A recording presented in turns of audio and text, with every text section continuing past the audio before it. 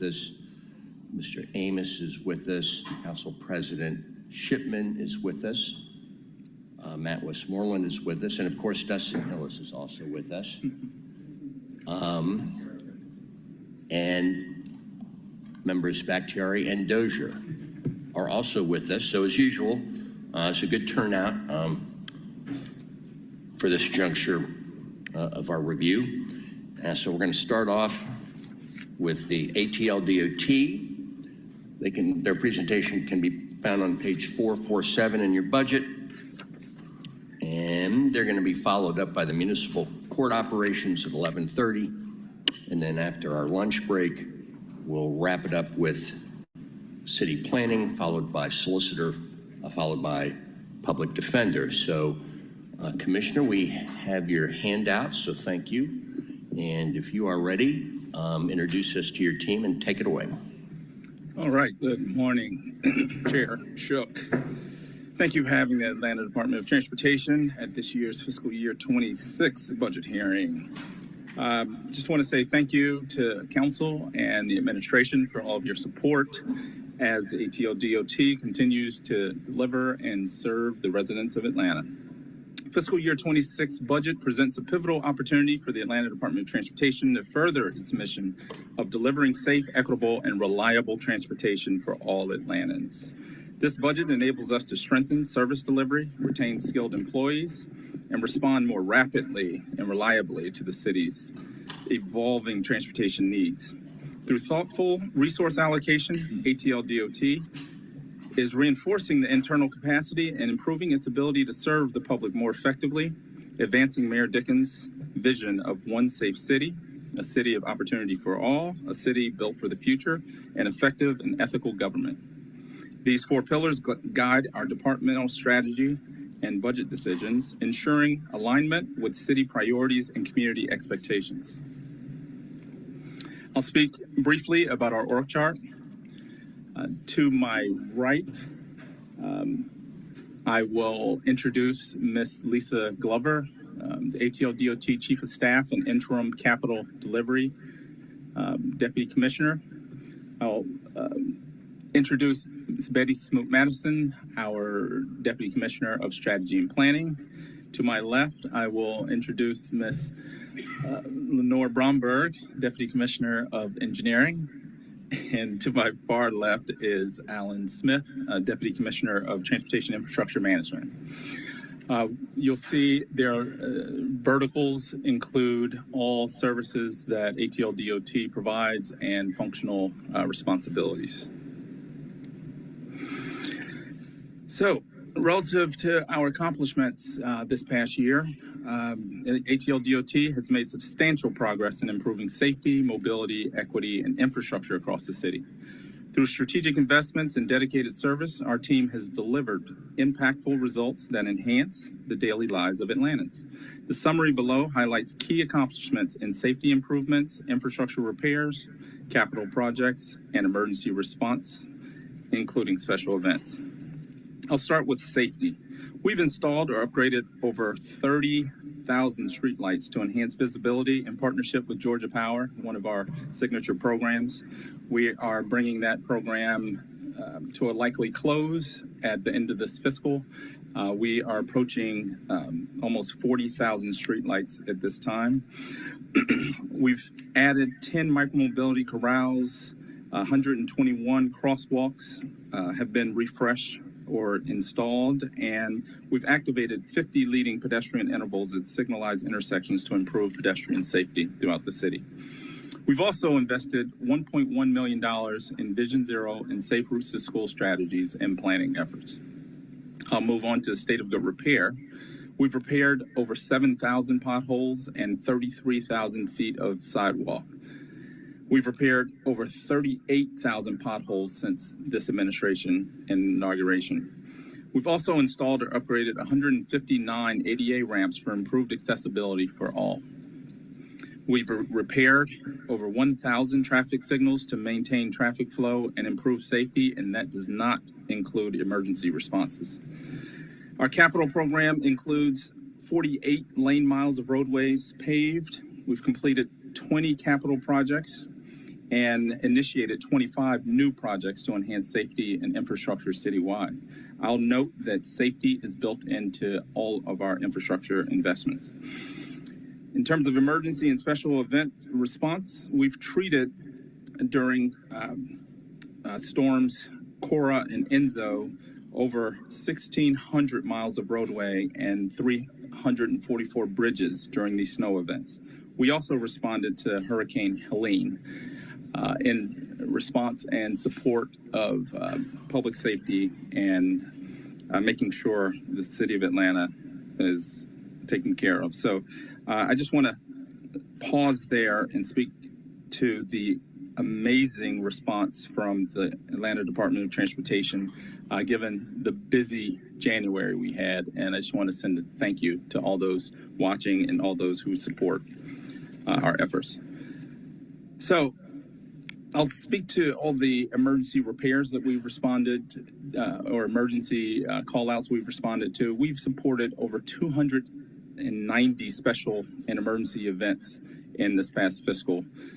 That's valued at over $1.1 million worth of resources, to include the New Year's Eve Peach Drop, Comic-Con, major parades, Atlanta Jazz Festival, and the Peachtree Road Race. But I shouldn't leave out the 8 Atlanta Streets Alive events that promote open streets and engagement with the community, of which last Sunday we had a very successful event on the south side along RDA and from the west side to Grant Park. So, looking ahead, what's new and improved? Let's focus on, or start with Vision Zero. ATL DOT is investing $3.3 million in Vision Zero strategies and planning, focusing on eliminating traffic fatalities and serious injuries by the year 2040. Other initiatives include no turn on red policies, reduced speeds, and the implementation of recommendations for the Fatal Crash Review Commission and Safe Routes to School program.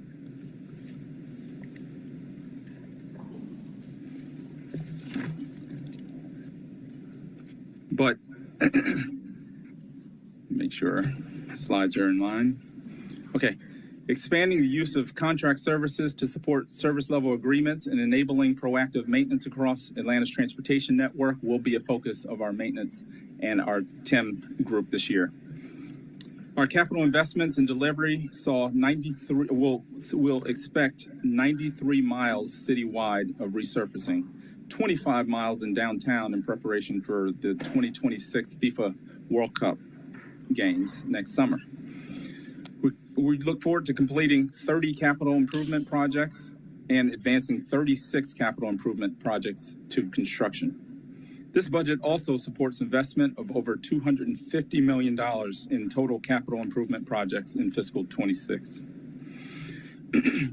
We have a number of special events which we're looking forward to in the city. This summer, we'll see the FIFA World Cup Games, Club World Cup Games. We also are anticipating the 2026 FIFA World Cup Games. And we're actively planning and preparing for these major global events, ensuring safe and efficient transportation for residents and visitors. Relative to planning, we've been supporting Department of City Planning's Plan A of the city's Comprehensive Development Plan, or CDP. We're launching our own comprehensive transportation plan to augment the CDP.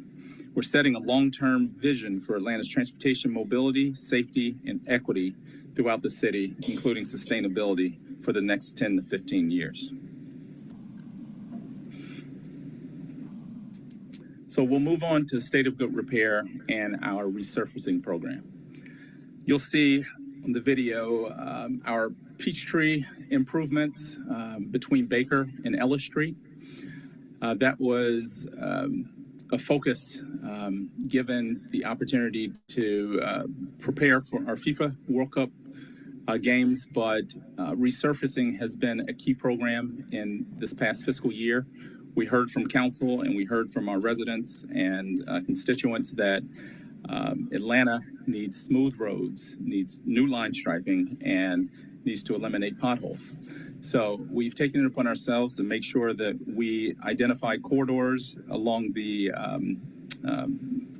corridors of high incidents relative to safety, our high injury network, and we've paired that with the needs of each council equitably throughout the city.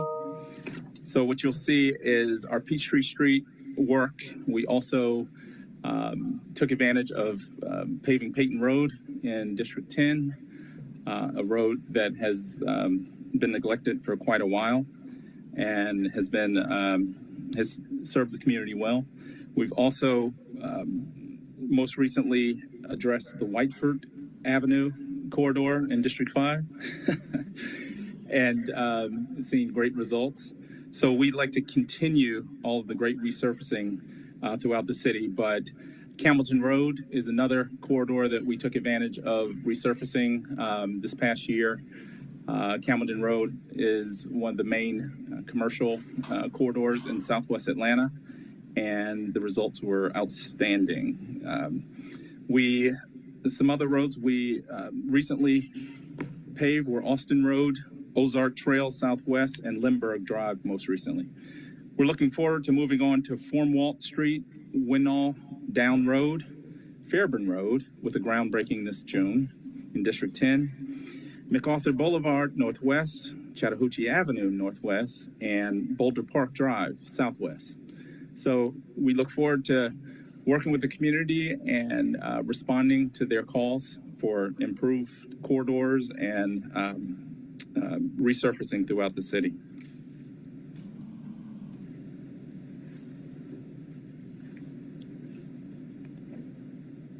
Okay, I'll move on now to a summary of our general fund position count.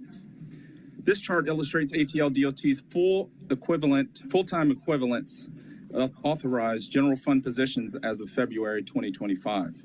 The general fund includes a total authorized headcount of 425.35 FTEs with 270.1 positions filled and 155.55 vacancies. We currently only have 90 vacancies of 386 authorized positions via the actions of the latest personnel paper. We currently have 296 filled positions within the department. We abolished several in the latest personnel paper and currently have a vacancy rate of only 23%, down from the previous 46%. The decimal points illustrated here represent split funded positions with our capital budget. I will note that the solid waste split fund position is also being abolished in the personnel paper.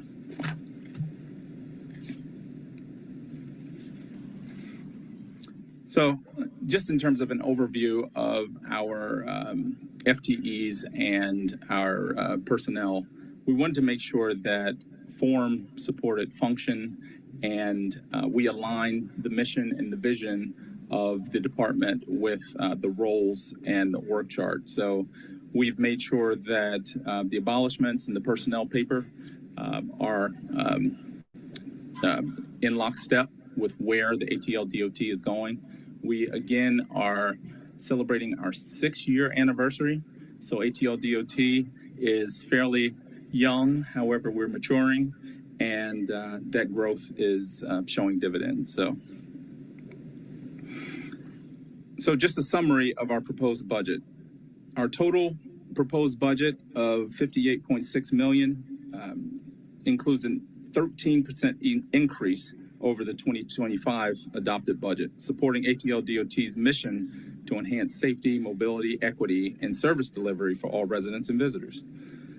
Our personnel services and employee benefits, proposed at $31.7 million, represents a 28% increase. This investment supports a city of opportunity for all and effective and ethical government by funding the pay in class study, converting extra help employees to full-time roles, and covering overtime expenses to ensure timely emergency response, supporting human safety and first responders for one safe city. Purchase contract services propose a $2.32 million decrease of 11%. This right sizes our contract services, reflecting more strategic and effective contract utilization aligned so that we support effective and ethical government. This includes waste management, debris removal, Some of our contract services, repair and maintenance of buildings, office design concepts, repair and maintenance equipment, things like Motorola and some of our machinery. I'll mention the advanced refrigeration, advanced ice machines are something we're cutting out, but it also focuses on our lease and rental equipment agreements. So we have agreements with HERC and United Rentals. So moving on to supplies, we propose a $13.5 million budget, an increase of 5%, primarily due to rising energy costs for streetlight operations and essential components, essential component of our One Safe City focus. Additional increases cover personal protective equipment, uniforms, and office supplies, supporting staff safety and aligning with a city built for the future. Some examples might be utility and electricity costs, our coordination with Georgia Power, non-consumables, perimeter office products. So, these are some of the items within our supplies. But our capital outlays are proposed at $73,000, reflecting a 58% reduction from prior year. This planned decrease aligns with our strategic shift towards optimizing existing resources and supporting our vision of an effective and ethical government. Some examples may include computer specialty equipment within our conference rooms and gases for welding and some of our vehicle maintenance. I'll move on to interfund and interdepartmental charges. So we're proposed at $2.3 million, an increase of 27%, supporting vehicle fleet maintenance through the Department of Public Works. And it also includes fuel and, again, vehicle maintenance. Other costs. We're looking at a 55% reduction of other costs, reflecting an alignment of loan repayment funds under Transportation Infrastructure Repair and Replacement Program. So this speaks to an agreement, a legacy agreement with CERTA, or the State Road and Toll Authority, whereby we had a loan for conversion of lights to LED, and we're bringing down, that loan is expiring, so we're bringing down payments on that agreement. So other financing uses includes a decrease of 7%, reflecting a planned reduction in contributions to Georgia Municipal Association while maintaining stable funding for the Transportation Fund through fiscal year 26. That reduction includes our GMA in terms of our lease agreements and vehicle program, but Transportation Fund is remaining thereabouts flat, carrying over from fiscal 25. Our Transportation Fund will be, supplemented with our capital program funds and contract work, whereby we've overlaid our capital program against 311 and maintenance costs. So, in closing, ATL DOT serves all city quadrants equitably through infrastructure and delivery service improvements. We remain committed to providing equitable enhancements that uplift every community in Atlanta. Our approach includes robust engagement through neighborhood planning units and intentional collaboration to ensure all voices are heard. Project prioritization is guided by our safety, mobility, and equity data-driven framework, which enhances and assesses each community's unique needs through the lens of equity, safety, and mobility.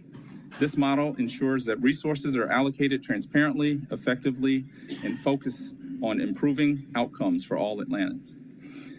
The fiscal 26 proposed budget represents a balanced strategic investment in people, infrastructure, and operational efficiency, directly supporting the administration's vision for a city that is safe, equitable, future-ready, and governed with integrity. Thank you for the opportunity to present, and now we will move on to questions and answer. All right, thank you. And we've been joined by Mr. Winston and Ms. Boone. All right, as Mr. Hillis has provided me with a sworn affidavit that he's going to limit himself to 10 minutes, he's going to go first, followed by Juan and Bakhtiari. The addendum says just the first round. Thank you, Commissioner, and your department for the presentation. I apologize ahead of time for my brevity. So I was looking at your positions and budget, and would you be confident in saying that ATL DOT is fully funded and fully staffed? I would say, at least right now, that would be no, given the increases, or even adequately funded or adequately staffed. And given, going back to your page on vacancies, so if I recall, you got that vacancy rate down basically by abolishments. You're now adding, and that got it down from 46% to 23%, and even now we still have 90 vacancies. This budget proposes almost 50 FTEs being added within the department, given the already high vacancy rate.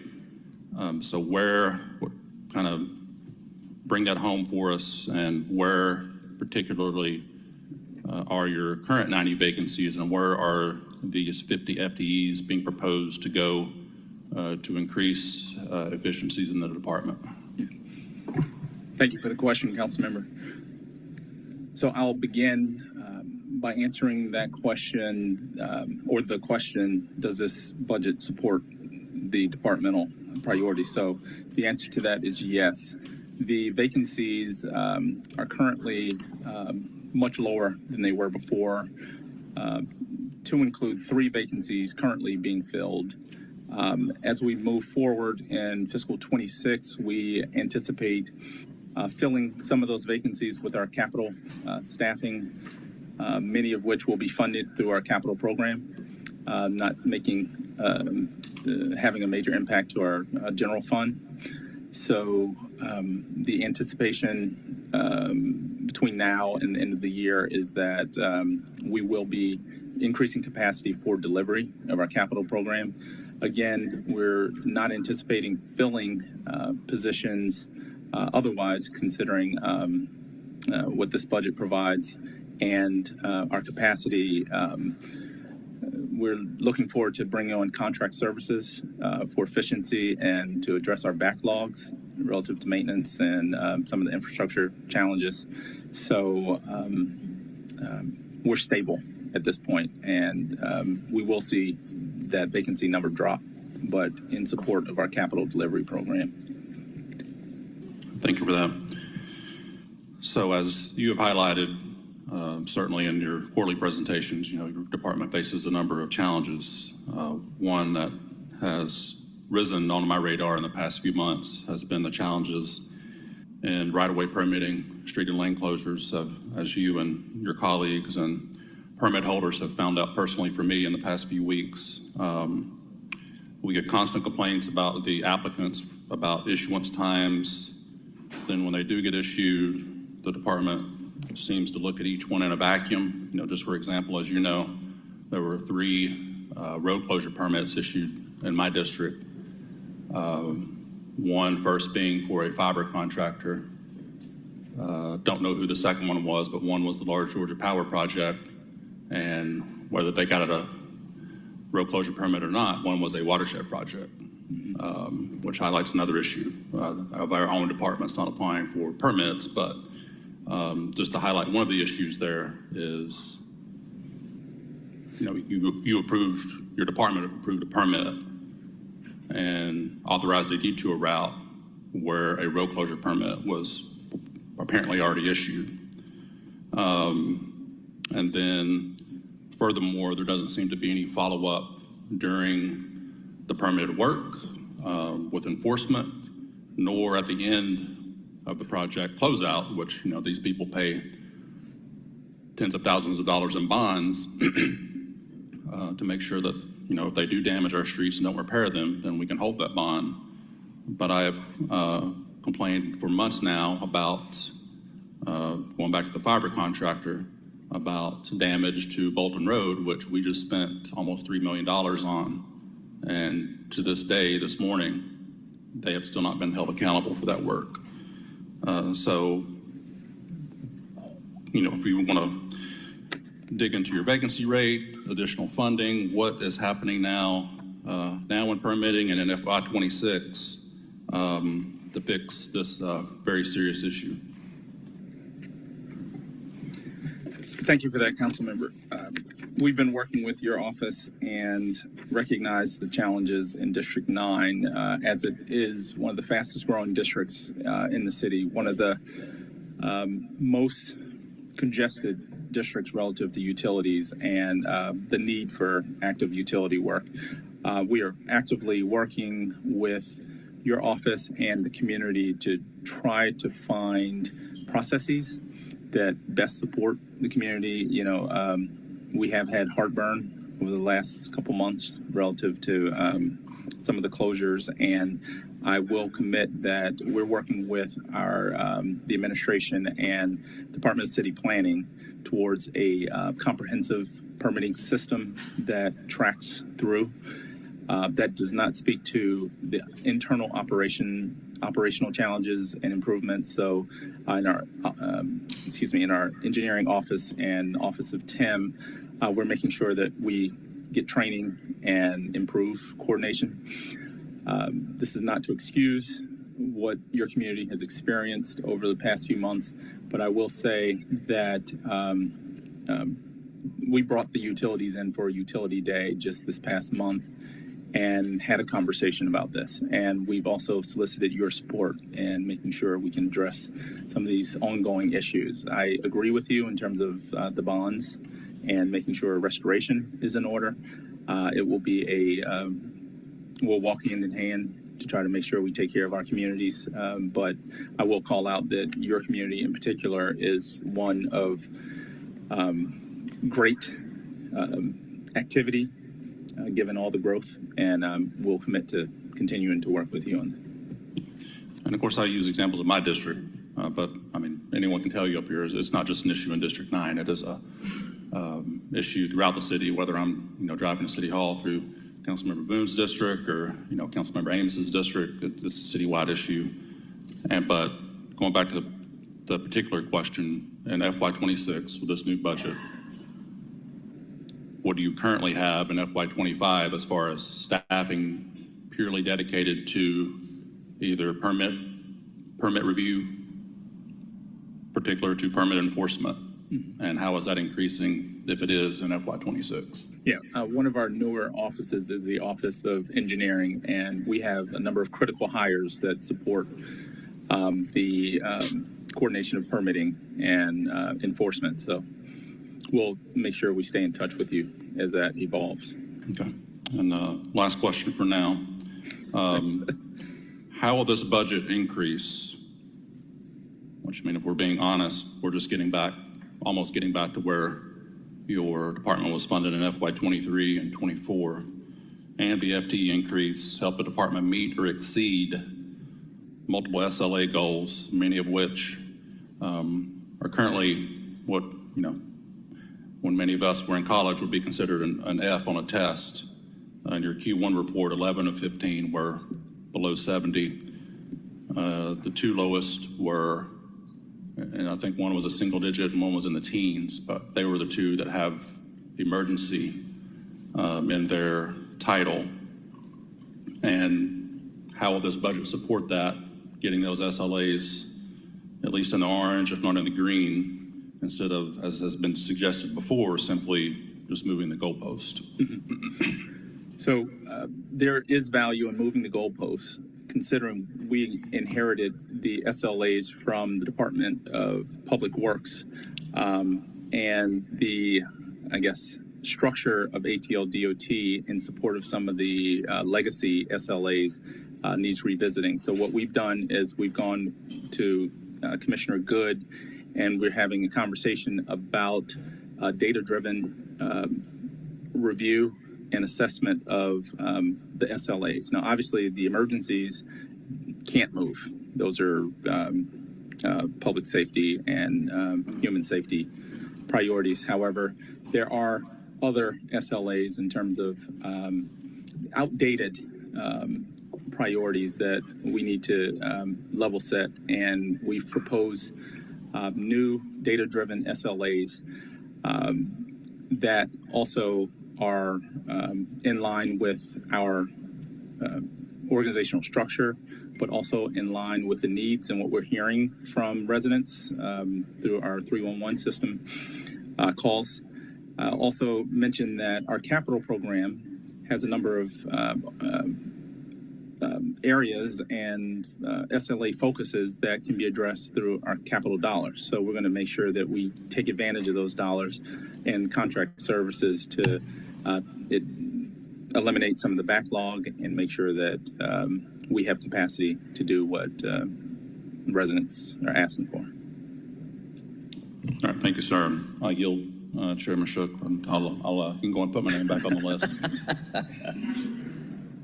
Thank you. Mr. Wan, followed by Ms. Bakhtiari. And we've been joined by Marcy Collier Overstreet. Thank you, Mr. Chair, and thank you, Commissioner, and your team for your presentation. I'm going to jump in, start at the budget piece, and then move back into the staffing level. So I have to say, when I'm looking at your budget request, there's some things that don't make sense to me. And really, it's a consistent theme of mine. The overtime number especially doesn't make sense, given what you said about you started the year, or you were at 6% vacancy and dropped down to 23. You're adding positions, you're requesting to add positions. All that, to me, should point towards a lower overtime number. So I guess maybe you can help me understand the staffing strategy and why I'm not seeing what indicators of effective deployment of staff. Great question, Councilmember. Thank you for that. I'll start. It's a great segue from the conversation we just had with Councilmember Hillis relative to our SLAs, making sure that our organization supports the calls and the needs, maintenance needs throughout the city. We want to make sure that we're able to address the maintenance needs and the backlogs. That's why we've looked at contract services. I mentioned in the presentation that we experienced over 292 call-outs last year, and that's in support of all human safety and emergency response.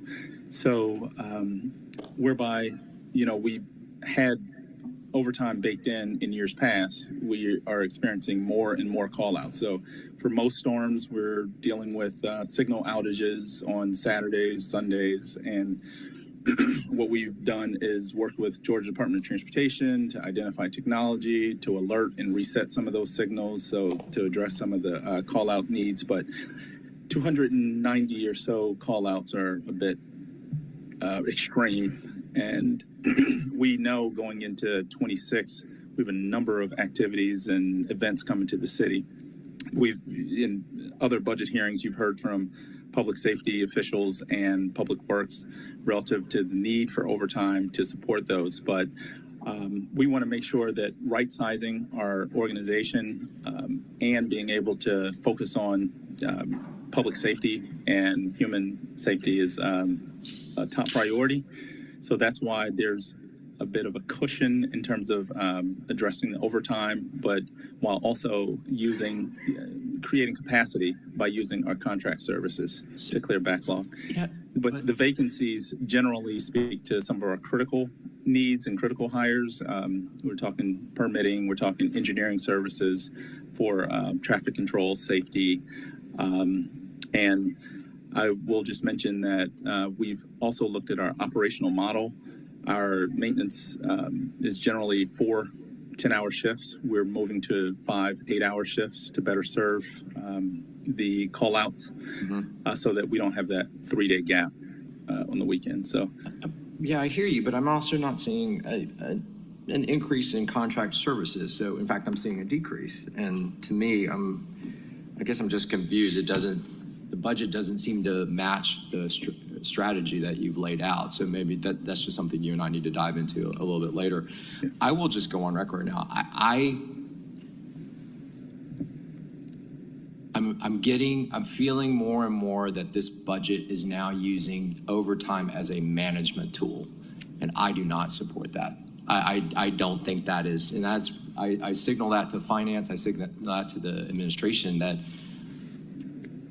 that is not how we should be operating, that we should be staffing at the levels that we should be staffing at. You even suggested we should be staggering our shifts appropriately. We know the extraordinary, they're really not that extraordinary. I mean, there are planned events that are coming, so that the only real extraordinary event should be weather related. But to put this cushion in, or just this notion of that's okay, I'll just stress my current staff out further, I do not support that. I think that is not sustainable, and it doesn't give us as the budget makers an idea of what the efficient operational levels of a department are. So I'm singling you out just because you're sitting here today, but again, it's something I've been stating before today. With that though, and I know that Councilmember Hillis has gone into the operational stuff, I want to lean into now the capital projects piece of it, because the next 12 months, all eyes are going to be on us, and all eyes, quite frankly, are going to be on your department, because there's a lot of ambitious goals of what we want as a city to accomplish to get our city ready for World Cup. And so your budget is even a little more complex because it's split or shared, or some of it's hidden and moved into the capital projects budget. And so, hang on a second, let me go. But the slide 6, I'm going to ask this of you as well. And I've asked all the other departments, your vacant positions, I need broken out into vacant unfunded and vacant funded.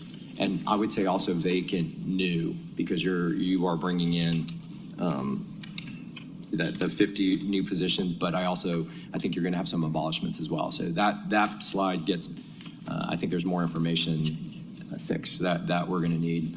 But let's go back to the backlog, the capital projects piece, and that's going to be my biggest theme going in, is how do we give you the resources you need and the capacity you need to be able to deliver on that. Help walk me through the backlog strategy for renew, moving, and what I'm calling the World Cup bond, the $120 million. Because if you add all that up, it's, we're talking probably over $500 million still of projects, the bulk of which I think we're trying to try and get done by next summer. Walk me through your strategy and what is in the general fund budget and what is in the capital projects budget. Okay. So we have a $1.43 billion capital program, and what we've realized is that we need to diversify our catalog for delivery. So when I say diversify catalog, we've employed 3 consultants or contractors to help us do that. We have our legacy or incumbent contractor who is closing out our renew program. We've been meeting with council to get your discretionary spending priorities, and that's been going very well. The renew program will be encumbered by the end of 2025, so it will be sunsetting this year. When I got here, the council made sure I was aware that we did not want Moving Atlanta Forward to overlook renew. We wanted to make sure we closed out renew, so we're in a great position to do that this year. Our Moving Atlanta Forward program, we've taken a different strategy than has been taken in the past relative to a more design build focus. We brought on Jacobs International firm to help us crack that nut, and we're well on our way to accelerating our designs and getting those projects shovel ready. We have a number of projects over the next 3 or 4 months that will go into construction. So we're really excited about the progress there. The spending has not shown up on the books because just the nature of how it's processed through the system. But once those shovels are in the ground, you'll start seeing those numbers rise succinctly and very fast. The ARA bond for World Cup, you approved $120 million. We have our 2 of our 3 packages for resurfacing in downtown. We've already started resurfacing particular corridors, and we've made it a point to coordinate with the utilities to make sure that we're not resurfacing and a utility coming in and tearing up the work that we just recently executed. So that's going very well. We're coordinating our lighting with Georgia Power. We're looking at innovative lighting. We are focused on sidewalk repairs, filling, and maintenance. Downtown is full of contractors and utility improvements, considering some special projects, some of which I won't mention, but very exciting activity happening in downtown. It's given us a lot of heartburn, but it is on track. So by the end of this year, going into the fall, we do anticipate resurfacing being completed, our sidewalk repairs being in order going into the new year, wayfinding signing in the downtown area, signage in the downtown area, and what am I missing? A new, beautiful downtown corridor that's safe, that's equitable, that supports all modes of transportation. We are making sure that whereby we can include safety improvements, specialized lanes, etc. We're going to put those in, and that's our strategy for now. Are all those strategies funded out of the capital budgets? Or is any of what you're asking for the general fund, I mean, it will go to support that effort as well? Yes, so we have some split funded positions from an administrative standpoint, because we have to, our administrative group supports our capital program, and we have a number of other support services within the general fund that does support the capital program. So yes. Are any of the new positions split funded specifically for that purpose? So Absolutely. We are adding capacity within your staff to help direct all that? That's correct. Okay, all right. So yeah, I think the breakdown of the positions request will be kind of enlightening and shed, kind of reveal all that, because it's not readily apparent through just the regular budget ask. I've told my constituents that your department is one that I want to continue investing in because of just the importance of what you need to deliver from maintenance as well as the capital piece. I think, the slippage of the timeline of some of the other projects we promised, I think we've got to just make a commitment at some point to stop that and either stop the slide or figure out a way to catch up. Feels like our backs are against the wall now in terms of the big Welcoming the World event next summer. So let's take advantage of that. I don't, maybe this is a finance question. How will we be able to tease all this out of the capital budget specifically for these bond issuances? I know that the capital budget has a lot of other noise in it, but how can we single the transportation pieces out? Yeah, so in the back of the budget book, there are specific capital budget items listed by their specific designation. So the ones that are related to ADOT will have the actual bond or whatever capital projects oriented with it. So you'll see the T-SPLOS budgeting, the AURA surface budgeting, anything that's related to ADOT will have the designation of what that capital project is supporting. Is there more detail though? I mean, it really just says the amount and the bond issuance. It does have the amount. For more detail, we'd have to coordinate with the Department of Transportation to get a capital delivery schedule for you based on that allocation. Okay. I at some point would like to see that. I don't know if that's more appropriate for a transportation committee report, the next quarterly report, but I think that would help at least alleviate some of my questions around what our deployment strategy is for that.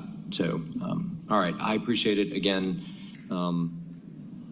not to put pressure, but all eyes are on y'all for the next 12 months. I mean, because you're one of the most front-facing, and our communities, our residents, our business folks see your results immediately. So time to step on the gas. Thank you, Mr. Chair. I yield. Thank you. We've been joined by Ms. Collins and Ms. Bakhtiari. The floor is yours. Thank you. I'm going to put my timer on because I make fun of Councilmember Hillis, but I also make the same mistake, so I'm going to try to keep an eye on my time. They've taken a lot of my questions, so I just want to start because you'll have a very hard hand that's been dealt to you. I want to start with the wins. I want to thank you for Pearl Street, the work that's been doing on the Spoke, or getting ready to do on the Trolley Trail extension. I will also take this moment to apologize to you for my neighborhood. Whiteford, and I know that we're breaking ground on Jackson Street Bridge and also Edgewood Avenue with the sidewalks as well. So those are all really big wins, so I wanted to thank you for that. Piggybacking off of what my colleague said, just really quickly, total staff numbers. I wanted to also ask how much you mentioned, let me start over. My concern is with everything that we are giving y'all, and yes, there are challenges, and I agree with my colleagues of everything else in terms of systems management, getting projects out the door. But I also know, and I want to draw attention to staff getting burnt out, because it's my understanding, how many designers do y'all currently have on staff? 6, 2. Planning. We have there about 6 designers department-wide. Yes, and so I know, though, under certain departments, it's smaller, and that is not, I'm not putting that on you. I'm putting that on the private sector. I'm putting that on the time that we have with the crisis in the federal government. I'm putting that on a lot of things. And so my question also is, what are the biggest competitive factors that y'all are dealing with in retaining staff with the private sector? Yeah, great question, Councilmember. So obviously infrastructure, since the passing of the bipartisan infrastructure law, has become, the sexy or the big money throughout the region and the nation. And I will say, I believe the phrase you were trying to use is sexy big money. So please continue. I thought about that twice after I said to you. So I'd just say that there's a vacuum in terms of talent in the industry. And, we've been lucky enough to have a great relationship with GDOT. We have on call most, if not all, of the major firms available to us who we lean on in terms of their engineering talent. We also have relationships with our federal partners who support us. So there's a kinship and a community of support to try to move these things along. But to your point, yes, it is a challenge in terms of talent in the industry and getting access to talent. And I'm going to name that. I know that we're losing people to Kimley Horn. I know that they're doing a lot of work for us, but I also know that we're losing staff to them. And I know that it is a priority to get people back in this building and not working remotely. But I do want to name, and I don't know how we cope with this, and I'm going to look at my colleagues, I'm going to look at the department, I'm going to look at the administration, I'm going to look at finance. I know that we're competing with firms that offer remote days and higher pay. And while we do want people back in the building, I'm trying to see what we can, I want to ask, what can we do to offer, and yes, we offer pay, and yes, the staffing issues and getting projects out the door. But if we burn you out, it's also going to lead to continued outsourcing to other firms, which is going to drive up cost. And we know that certain firms that are being used now that we cannot work with because they're going to quote something astronomical on a sidewalk. Whereas if we do it in-house or go with a different firm, it takes time because, let's be honest, some of these private firms are trying to gouge us on prices. So I'm trying to figure out, and this is something for us to dive into at a different time, what your recommendations are on how we retain more staff, whether that's, I don't know, offering a remote day, I don't know. And so I'm trying to figure out, because it feels like we're asking for a lot and not giving as much back. I know that we've done the pay and class study. We've done a lot. This administration's done a lot. But I also know that we're probably dealt one of the most difficult hands that we've seen since the recession.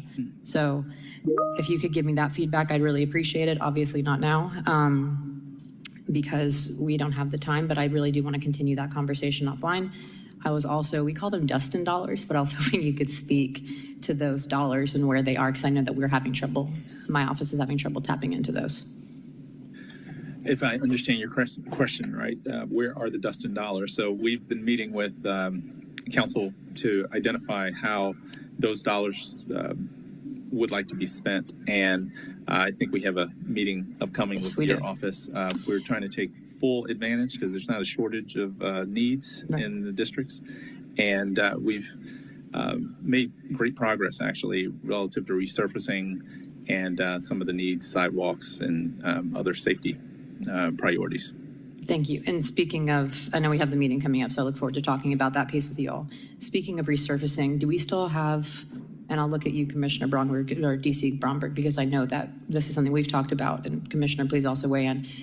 Rubber-coated roads, not petroleum byproduct, but actual rubber-coated roads. I know it's more upfront cost, but I also know that it offers us more stable infrastructure in terms of higher weight bearing, in terms of heat island, in terms of sound reduction, but assisting with actually lasting longer. So are we still, I know that you were looking at the state, and I want to say federal for funds. Has that been cut? Yeah. So relative to the federal programming and grants, we've taken a more inward focus on funding, and we're looking to pilot the rubberized asphalt deployments throughout the city. We'd love to use District 5 as a potential pilot location. You know, I love using my district as a pilot. But, obviously this has an environmental justice element. Yes, it does. And we will present you with a couple of corridors for implementation. Fayetteville Road. What's that? Fayetteville Road. Okay. Good. All right. But we'll bring that to you very soon. We were hoping Thank to you. get that started with Office of Sustainability before now, but contractors have their feelings about it, so it's a negotiation. I understand. And speaking of the sustainability piece, you mentioned repaving in downtown. We know it's one of our biggest heat islands. As we're doing these repaving on sidewalks and everything else, are we looking at utilizing things like silva cells, root barriers, because they give space for those tree root zones, and we know that it'll last us longer rather than doing infrastructural damage? And I know this feels niche and everything else, but the sexy foundation, the unsexy foundational work, let's see how many times we can use that word in this questioning session.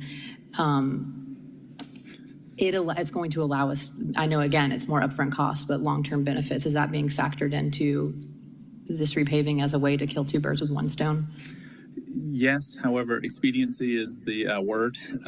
So it is not being overlooked, along with other safety improvements. We have our partners with CAP and ADID who are helping us think through that. Yeah, I'm looking at CAP in the back of the room, who I see smiling right now. I'll be happy to talk to you about these repaving efforts at a different time. Yeah, and as you know, Midtown Alliance has been a leader, so we do look forward to pursuing. I know that you're being pushed for time. I just want to flag for everyone that sometimes, and I know that we're pressed for time because FIFA is practically here, but this, I mean, rushing things instead of doing things long-term and that are going to benefit us in the long run. I know that time is the enemy, but just want to flag that again, that rushing things often leads to increased cost down the line. And then, I know I'm at 8 minutes. I wanted to ask, you were speaking about Georgia Power, and I've noticed that we oftentimes give our budget to these outside agencies. If you had to estimate how much money you have to cover for Georgia Power's work, I'm sorry, not Georgia, but for Georgia Power and GDOT, mostly GDOT, how much of your budget, if you had to guess, has to be supplemented to do things? If I hear 32-2-2 again about sidewalks along Memorial or Moreland, I'm gonna rip my hair out. And I know that the state perceives it differently from us, but how much money, if you had to guess, has to come out of ATL DOT's budget to supplement what state departments will not do, even though they should? Councilmember, may I get back to you? Yes, you can, because I'm noticing how much we are having to, I've noticed I'm naming that because speaking with different colleagues and folks, how much of our budgets are being utilized to do the work for Fulton County, for GDOT, for these other agencies that are robbing our budget that should be utilized for our own infrastructure and for our own city, because the city is carrying the water for other democratic departments that aren't doing their jobs. So I just wanted to name that. My last thing that I'll leave here is I'm going to name striping because of Waymo and these driverless cars that pay attention to striping. I watched one to the point of you talking about these lights and getting held up. There was a driverless car sitting at a storm by these lights not moving at a very congested intersection because it didn't understand what was going on. And the lack of striping on certain streets is leading them into drifting almost into other cars. This is obviously not the fault of you all, but it does striping, and hoping that there is some work with that agency so we don't actually cause almost massive car pileups as a result. And I will leave it there, and I'll flag, oh, no, one more, Streets Alive budget. Because my understanding is that we might be cutting Streets Alive budget. And my concern is that that's a huge program that y'all have put on that is extremely beneficial to the city. And actually looking at numbers, it seems that I'm under the impression that with the current numbers allocated, we'd only be able to have one Streets Alive next year. No, that No? is not Okay. true. We will make sure that we find room for one of our signature programs. Thank you. If you can get back to us on that, because again, hearing mixed things. I know that that's important to Councilmember Dozier, to Councilmember Westmoreland, to a lot of us who have the Streets Alive project and want to see that type of bike and ped safety. So if you could get back on those numbers, just so we can make sure that that's actually the case, that would be extremely helpful. And if you're hearing anything about cuts to our budget, please let me know as soon as you hear, because I will set the record straight. And a lot of this comes to priorities. Yes. And obviously, Atlanta Streets Alive is one of our signature priority programs. Yes, and I know we're not going to talk about it now, but I look forward to discussing moving Atlanta Forward dollars with you all and how we get those projects out the door. Yes. Thank you. Mr. Amos. Exactly.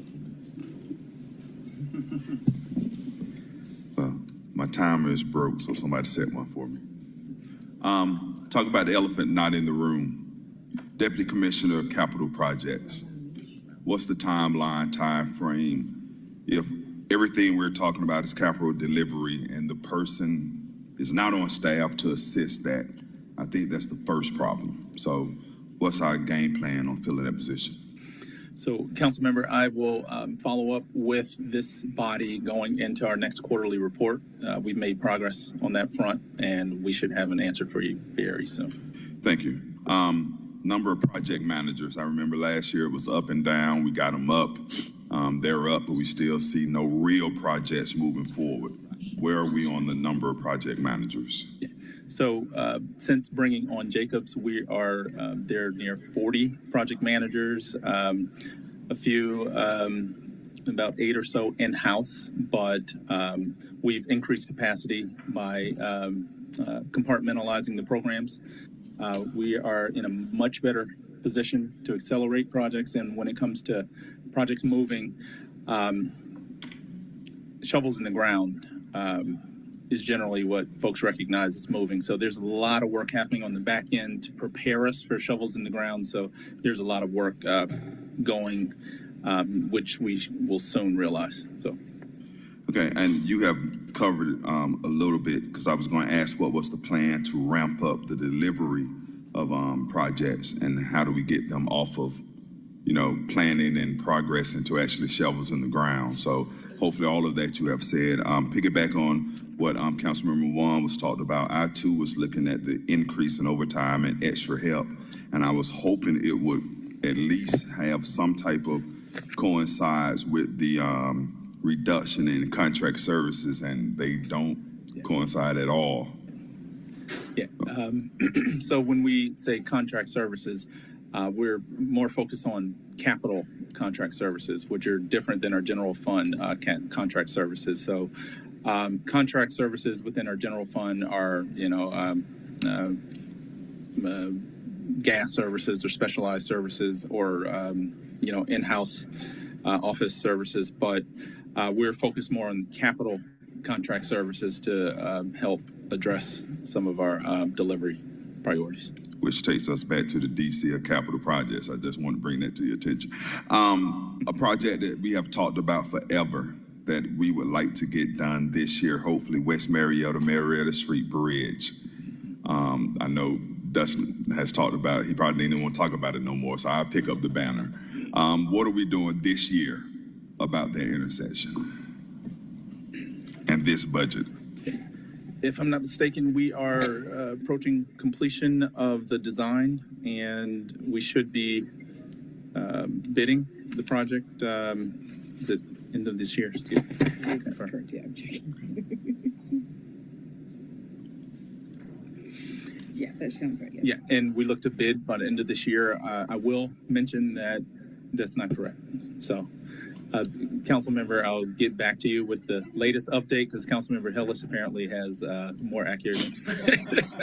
If I may, Councilmember Amos, the city council passed legislation awarding that contract to a contractor, I believe at this point, well over a year ago. And then the issue was, oh, well, we have to get right away from Norfolk Southern, which should have already been on the radar. And I've asked for multiple updates on that project because, as you know, because technically I could get to tell people that's in District 3, but of course it affects my residents as well because it's right on our border. That slip lane has been closed for a number of years, Right. going back into the last mayoral administration. So me and Councilmember Amos both would really appreciate an update as to where that contractor is and where the right-of-way agreements are with Norfolk Southern, et cetera. Yeah, so I think you heard Norfolk Southern in there and the challenges with working with the railroad. Again, we hopefully will get that moving by the end of this year. However, the railroad is one of the greatest challenges. So I will go back with the both of you. I was going to mention that Perry Boulevard is an opportunity to tie that in to the work, but given council members' position, we'll circle back and have that conversation. But just side note on that, if you could let us know the challenges with the railroads, because both of those projects, including the one of the old Bankhead Bridge, sits in the same congressional district as well. So if we need to call on our counterparts on the federal level to nudge the railroad along a little bit, we can do that as well. But speaking of contracts, and you may or may not be able to answer this because it goes into procurement, waiting for them to present as well. How many projects do we actually have on the street that are out for advertising right now? So that's a loaded question because some of our projects will not go out for advertising. And that's how we set this program up so that we can so that we can assign work without going on the street for advertising by way of our design build programming through procurement. So I will get you the numbers in terms of how many are out for bid versus how many are being assigned for contract work. Last two rapid fire. You mentioned page 347 linear miles for paving. That's not a lot for a metropolitan city. How can we get that number up and where is it mentioned or advertised in the budget? I'll get the numbers for where we are year over year. Those are center line miles, so some of those have multiple lanes. And if we looked at lane miles, it is much larger than this number. We anticipate in fiscal 26 over 115 miles. Those are center line miles. So if you think of lane miles, it is substantial for a city of our size. And if you notice, we've made substantial investments year over year, improved investments for resurfacing. And we thank y'all for designating some of that money towards from your discretionary funding and other pots. So we hope to accelerate the resurfacing in the future. And last question, you mentioned 159 ADA ramps. I can use about half that number along Westlake and Chapel Road. So how is that identified in this budget as well? Yeah, so that number is strictly from our capital program. However, it does not include some of the ADA ramps that are included in resurfacing and as part of our maintenance program. So I'll get an updated number for our complete ADA. And then just so I can be clear and the listening public, so when we have different projects that ADA ramps, we're going, and then there's also sidewalk repairs, we're going to wait until we can do the entire street instead of coming in doing the sidewalks or coming in doing them bit by bit. We're going to try to wait so we can do the whole street. Is that what takes some of the time in as well? We try to match corridor work, align it if at all possible. However, we have a sidewalk contractor. We're assigning sidewalks through our indefinite delivery, indefinite quantity program, IDIQ. So sidewalks is a separate program, and it depends on what work we're doing along corridors. We try to improve corridors wholly with ADA ramps. So you will find that they're not mutually exclusive. Always there are sidewalk specific projects that do not include roadway improvements or other improvements. So it's case by case basis, but we can get you a more definitive answer on that. That was the last question, just one statement, so you can prepare. At the next transportation meeting, I will ask you about the meeting that takes place when we pave streets, that we meet with our utilities so they can raise their manhole covers at the same time. So if that meeting does not exist, to give you time to prepare to create one. Mr. Chair, I yield. I thank you. Mr. Dozier, you're up next, followed by Overstreet, Shipman, and Westmoreland. Thank you, Mr. Chair, and thank you, Commissioner. Good to see you as always. Firstly, just want to say just congratulations to you and your team for another amazing Atlanta Streets Alive event.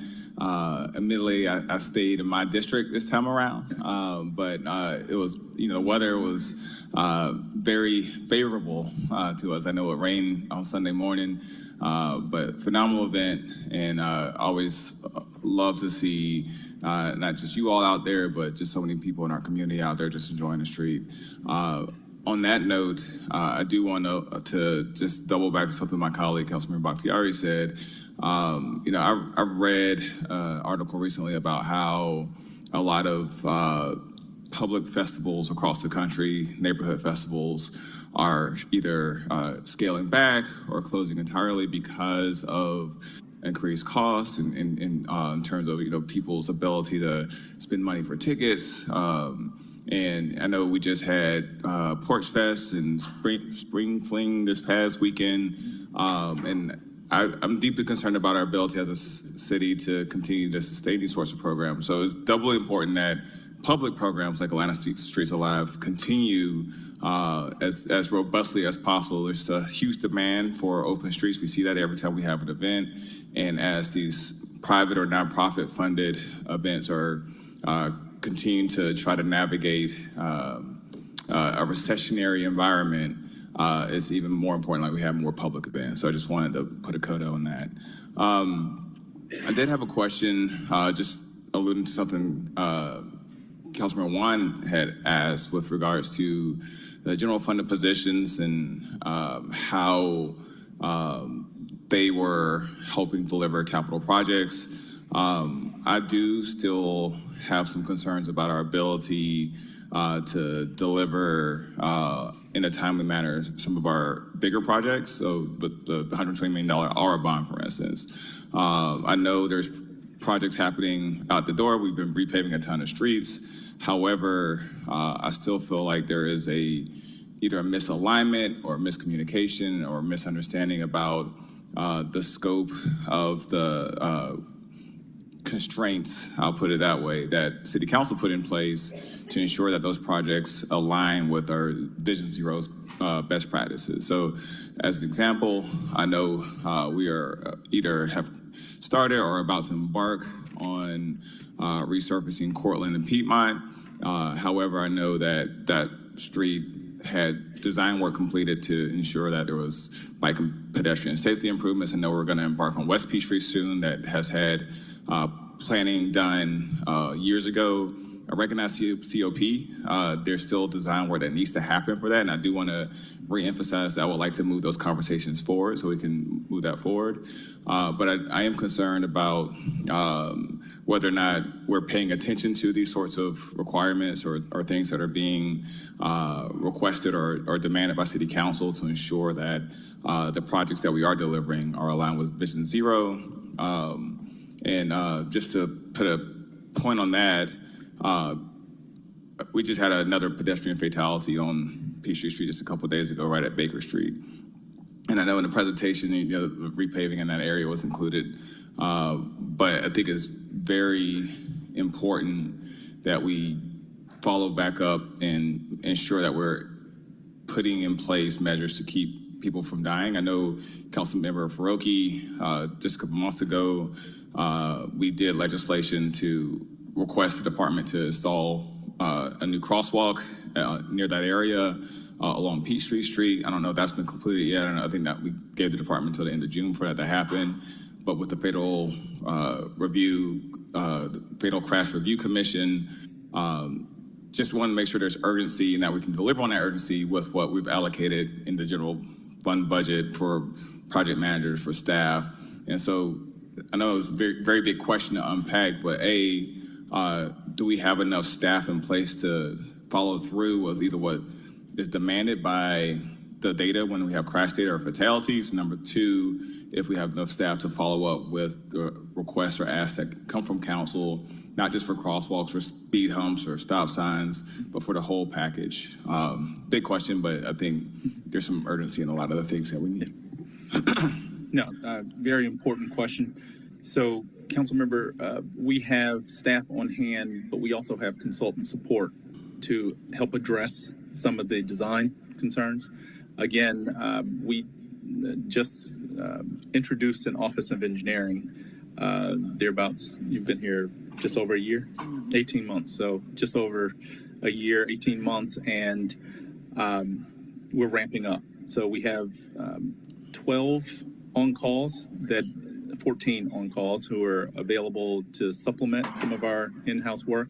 We work with the CIDs to also help us bring things to bear. I do not want to minimize the importance of safety and prioritizing design.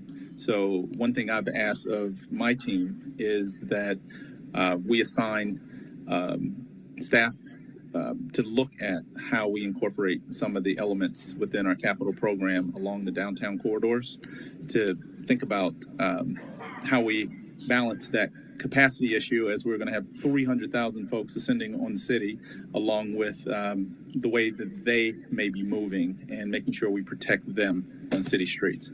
So I will propose an opportunity for us to have those conversations as we get closer to implementation, so that we're all on the same page relative to the safety measures and what we'll actually see. Yeah, and I definitely would love to have those conversations. My only pushback there is that I think, on one hand, yes, we want to look at our plans and see where there's overlap and where there's alignment. But on the other hand, there's where City Council has specifically asked for that to happen as part of the implementation in reference to the $120 million hour bond. So definitely want to make sure that that's happening regardless. Sure. And so happy to have another conversation with you, but with some of the upcoming streets that we're repaving, at least from my understanding and talking with our CIDs and talking with other members across the community, the broader transportation planning community, my understanding there's already design has already been done for some of these streets, and so I want to make sure that gets implemented. Yeah, I'm not to cut you off. I'm sorry. Yeah, I just want to reiterate that our work with CIDs is a partnership. We have to remain partners. The administration works with City Council to bring these things to bear, but we have to make sure that we are aligned and we're working together. That means communication, that means coordination, and we will work together to bring that to bear. So I just want to make sure that the onus isn't put on the ATL DOT, but it's a multi-way street, to use that No pun intended. to ensure, because no one cares about our residents the way that the City of Atlanta employees. We take responsibility for the lives of our residents. So before it goes down a rabbit hole, I just want to make sure that we're partners and we should coordinate and communicate so that we bring these things. Agreed.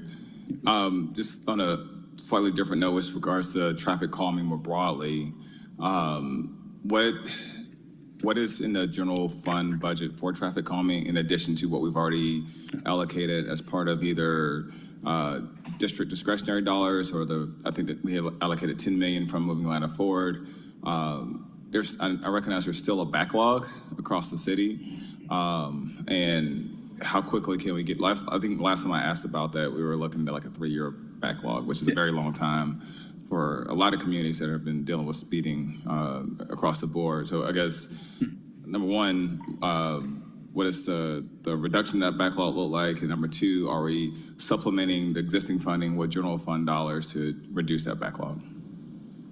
Yeah, so some of what you heard relative to our Vision Zero strategies includes $3.3 million focused on those strategies and implementation.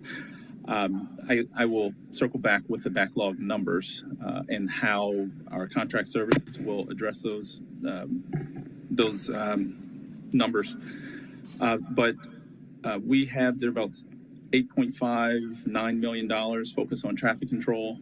That does not include some of our capital traffic control, because all of our capital program includes some version of traffic control and safety implementation. So ultimately, you're talking 90% of $700 million towards traffic control. But I will circle back to our backlog and what we plan to address over the next fiscal. And then thank you for the department for working with me on this no turn on red legislation that we adopted a couple years ago. I know I'm getting some stank faces from some colleagues, but I know we gave the department until the end of the year to implement that fully. And I know there's a cost associated with that. And I know in previous conversations we've had, I'm not concerned about y'all's ability to deliver on that. I know some of that y'all are already working through existing contracts and projects.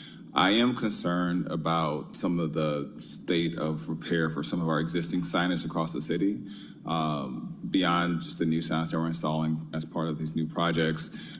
For instance, I know a couple of years ago, we adopted citywide 25-mile-an-hour speed limit, and I know there's a backlog of needing to install signs to visually affirm that resolution or that ordinance that was passed back in, I believe, 2021.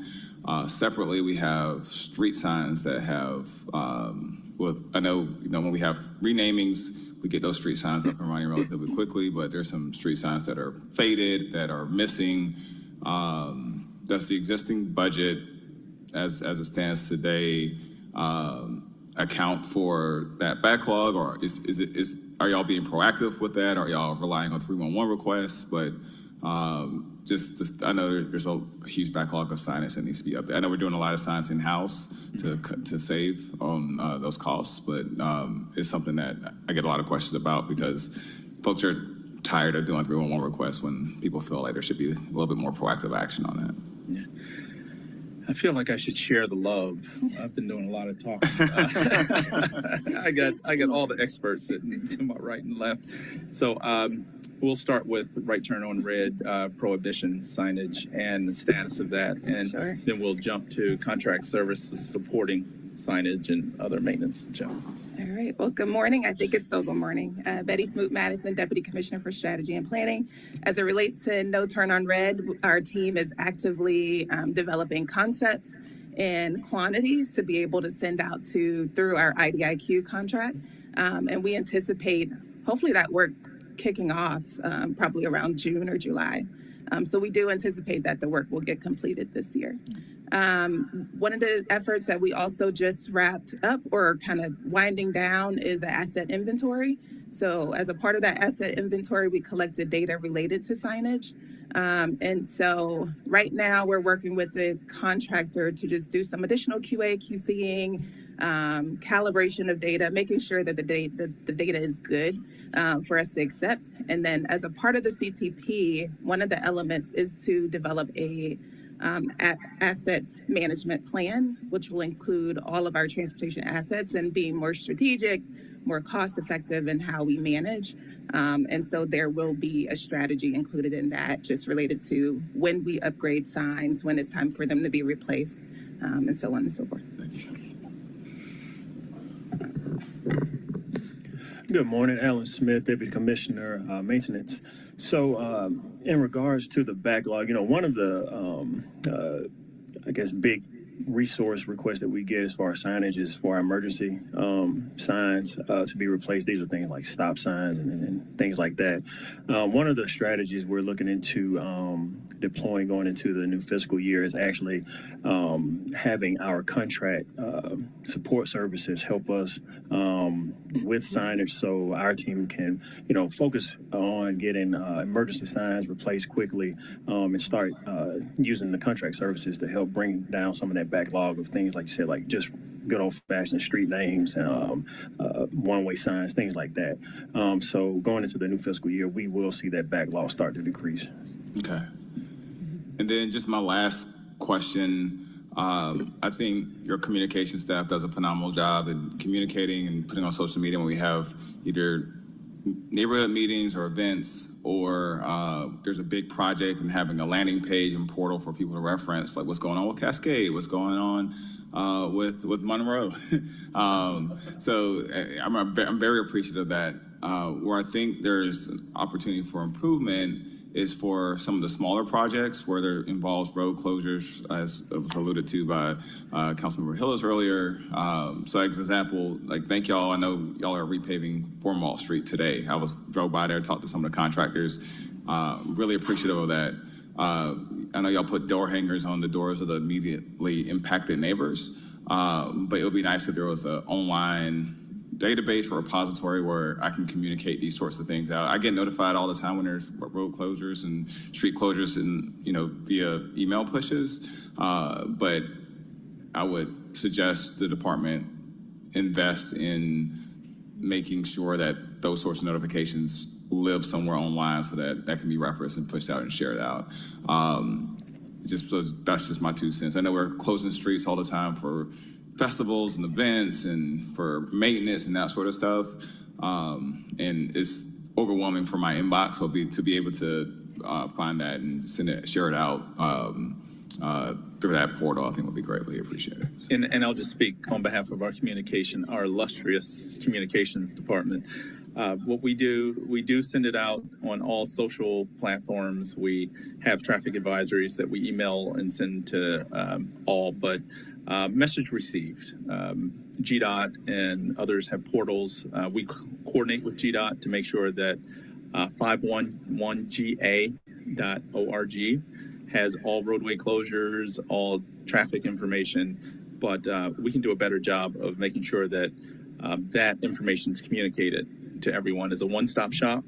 But we do send out information via our socials pages, but not to take anything away from our communications group. They are phenomenal and have done a heck of a job. So we'll work with you to think about that one-stop shop. Absolutely. And just one last coda on that piece. I know if you use Google Maps or Apple Maps, those road closures sometimes filter through those tools. Mm-hmm. So I imagine there's some database or some information that's being pushed so that you can spatially represent where those closures are happening. So I would imagine it wouldn't be too difficult to create an in-house portal to be able to display that information, since it's already being shared out with third-party vendors. And mind you, that information comes from us directly. Right. So, yeah, it's just a matter of the strategy in terms of, we don't want to duplicate. However, what's the best approach to getting the information out so everyone knows? Absolutely. One-stop shop.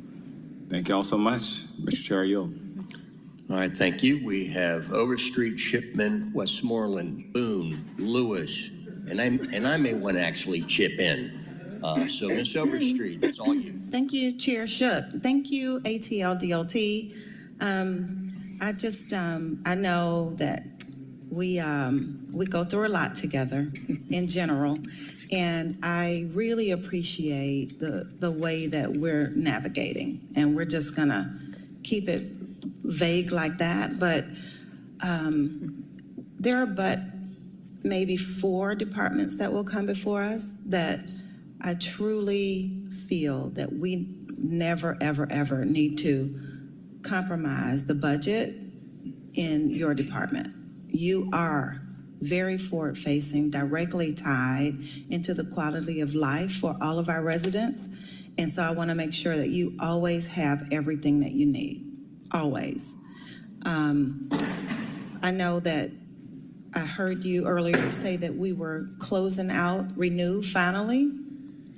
That just warms my heart. I know it's been many, many committees where I've stressed the importance of closing it out, and never missed a budget season without saying so. There's no way that we should be completing projects on Move Atlanta Forward with the Renew projects like right next to it. And so that is really good news. Can you give me a little more information about that? We need to speak that up. And you're Yes, it. yes, You're yeah. it. Tag. Just want to. So yes, we have identified the strategy for encumbering all final dollars as part of our project list within Renew Atlanta. So by end of this year, all work will have been assigned to a contractor, either through construction closeouts or getting shovels in the ground, so that we have an end in sight to close the books on Renew.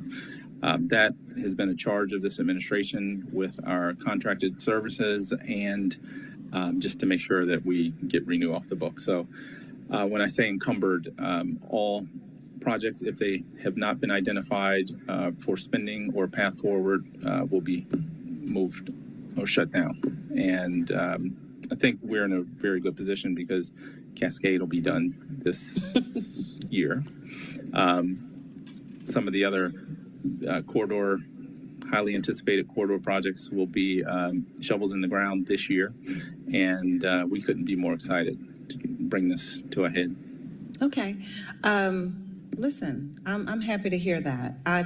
I know that we're going to need more information about the encumbered projects, especially each council person is going to want to know what that looks like in their district.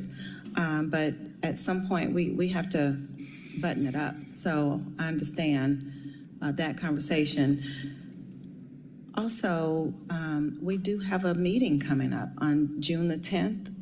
ATL DOT has really held to their word for the last 2 years in coming before the community about a project, no matter how horrible the calls and emails have been, and I'm included. I'm sure my emails weren't very warmly accepted either. So over the last 2 years, you're still coming to talk about where we are in the project, even if we can barely get to Hillside because we're under construction. We're doing it. It's important. This will be our 6th meeting. I just want you to know that. This will be our 6th meeting there.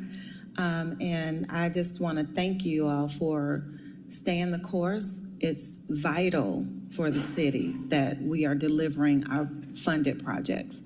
When we're not delivering funded projects, there is a huge issue, and that's when shakeups come, and we don't need that because we're on the right path. I think our vision is right. I really do.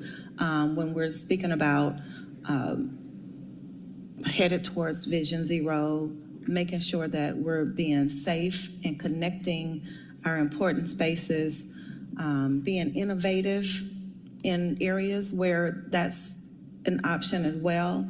I think we're doing a lot of really good work with ATL DOT, and I certainly want to make sure that we continue to do so. My colleagues have asked all of the hard questions. So with that in mind, I yield. Thank you. Thank you, Councilman. Next up, Council President Shipman, followed by Councilmember Westmoreland. Thank you. Thanks for being here. Let me just jump into a couple of specifics. On 448 of our budget book, under the Office of Strategy and Planning, there are a couple of bullet points I want to ask about. One is just there are a number of federal grants that have been received over time. This points to various studies in engineering construction of $27 million, and then of course the Stitch at $157 million. Can you comment at all as to if you've seen or you're concerned about those grants being decreased, frozen, and or rescinded, given what we know right now?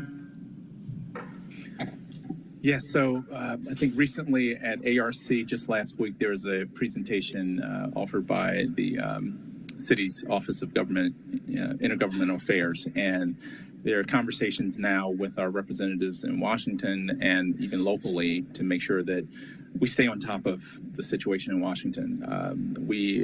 Everyone's anticipating the budget come this fall, and we're going to do everything in our power to try to have those funds released. At this point, there hasn't been much of an impact, if any, other than disruption. I'll be up in Washington with all of our transportation officials around the country for representing cities, and we're having these conversations. I'll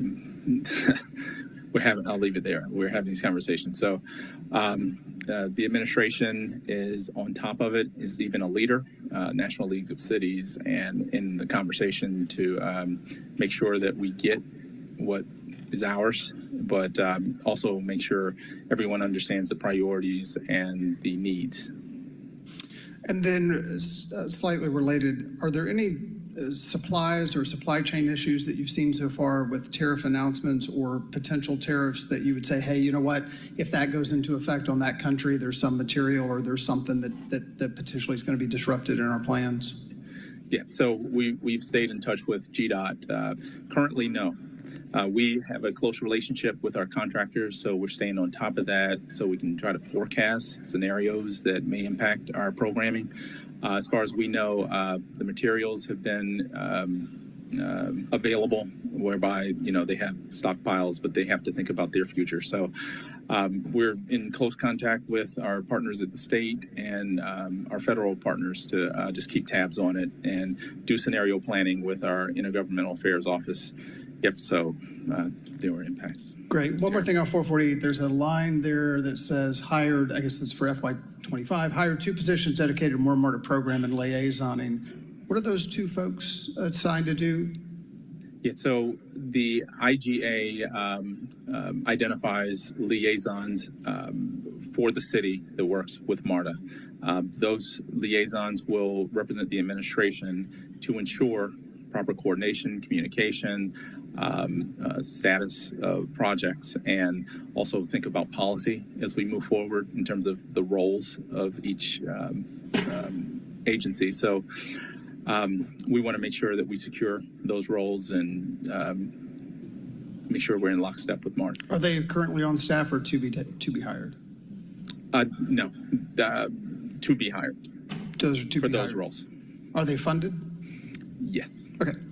So let's move to FY26. So is there any money in this budget for any improvements to streetcar operations or related infrastructure around the streetcar ahead of the World Cup? No. Okay.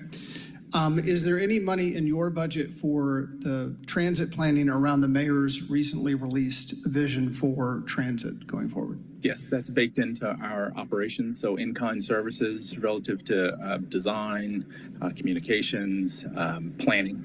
And you heard about the comprehensive transportation plan that already has been part of our comprehensive development planning through the Office of Planning. So yes. And I just pulled up this picture as Councilmember Dozier was speaking. This is looking down Peachtree. This is a picture from your presentation. A couple of questions here. One, are complete streets on Peachtree dead? No. Short answer. Help me understand how complete streets are alive with that picture. On Peachtree. So when you ask if they're dead, there's planning. The pilot program, just as a reminder, the pilot program that was in place that was taken out by this administration with a promise to review the data to then come back to see what the plan going forward is. That was 3 years ago. We've now repaved the street. Doesn't look like it's a complete street design to me. Is this the permanent state of Peachtree? It is not. There are conversations ongoing relative to the Stitch program and our Moving Atlanta Forward funding that includes design for shared streets, safe streets. And this is not permanent configuration. However, we have to go through the community engagement process to make sure that the final design works for all, especially emergency vehicles. So this is a temporary paving circumstance. It's all about timing regarding Stitch. What's the timeline, roughly? 26. Yeah, summer 2026. So this is the permanent state for the World Cup? It is not. Those conversations are being had in the public engagement. We think we could change this for the World Cup to be a shared street? Shared streets, I cannot commit to prior to World Cup. However, there are treatments that can be done to this configuration that support safety and complete streets, if you will, safe streets. Okay. Also related to this picture, you'll see both on the left and the right-hand sides of the street, we have what is known as the flashing car parked not in a parking spot, which happens in many parts of our city and many of our streets. Is this a situation that you think we are dealing with appropriately in the city? So, parking enforcement is something that's an ongoing conversation. Obviously, Peachtree and other major corridors require enforcement, and I won't say if it's what I think is appropriate. However, we are pursuing our next parking contract that will include curb management. We're looking at best practices related to curb management around the country and how we can use technology to try to address these issues. But enforcement is the main challenge along the corridors. Is there any additional money in your budget for enforcement during World Cup? I can only imagine that this would be exacerbated by tens of thousands of people being here and lots of Ubers trying to get to places and streets being closed, et cetera. Is there any additional enforcement around that for that time period, 26? There is a security plan focused on World Cup and also a mobility plan that ties hand in hand with that. So yes, it will address. Okay. So final question, and please just take the question at face value. I get asked often whether or not ATL DOT is up to the challenge. I think you've heard flavors of that question, but I get that a lot from the community in various parts of the city. Is ATL DOT as a department up to what we need from it and the ambitions that we've put in it? I want to give you a chance to directly answer that question for this body and for the public. Great. Thank you for the opportunity. So ATL DOT is celebrating its 6th birthday this year. I don't know if many were here prior to Atlanta Department of Transportation when the Department of Public Works managed transportation priorities. And if I'm not mistaken, the current mayor put forth legislation to introduce Department of Transportation, which was a trend around the country. You had great consultants and even Bloomberg Philanthropies who supported this effort. And they put together an org structure and resources to introduce the Atlanta Department of Transportation, initially led by Mr. Josh Rowan, our first commissioner, second interim commissioner, Marcia Anderson-Bomar, and I joined in 2023. I came from a very mature environment where things had to move very fast and in a very accelerated world. For this city to have introduced the Department of Transportation and assemble the talent that you see around this table and to deliver what it's been able to deliver in the last 6 years is a case study that you can share at Harvard Business School, at Emory Business School, in any public administration program around the country as to what transportation and focus initiatives for residents and its citizens can bring. So I have a sense of pride around that answer and that question. And I think this council, I think the city should be very proud of what is produced because there aren't many city DOTs around the country. I will be joining my cohort and my colleagues and peers around the country. And trust me, there's a sense of pride that comes with representing the city of Atlanta with everything that we've produced and we deliver. And let alone being this capital of the Southeast. ATL DOT is very honored and very proud. And if residents and our region can't appreciate the beautiful job that this department and this administration has brought, we look forward to helping show them the light. I yield. Ms. Booth. Thank you, Mr. Chair and Commissioner. Thank you for this very well done presentation. To Deputy Alan Smith, who has attended several hours of community meetings in Southwest Atlanta, Saturdays as well. Thank you for joining me and the neighbors. We appreciate that so much. And also to Carla Smith, who has made so many calls to residents, Flamingo, Oriole Drive, Boulder Park, went out to meet with the Young family on several occasions, accompanied by staff. We really appreciate the great customer service. And your sign people are dynamic. They are dynamic. And I'd like to ask Ms. Sandra Beck, Stan, thank you for all you do. Let's give her a hand. She is always on those emails, and thank you for your weekend work as well. We've had great results.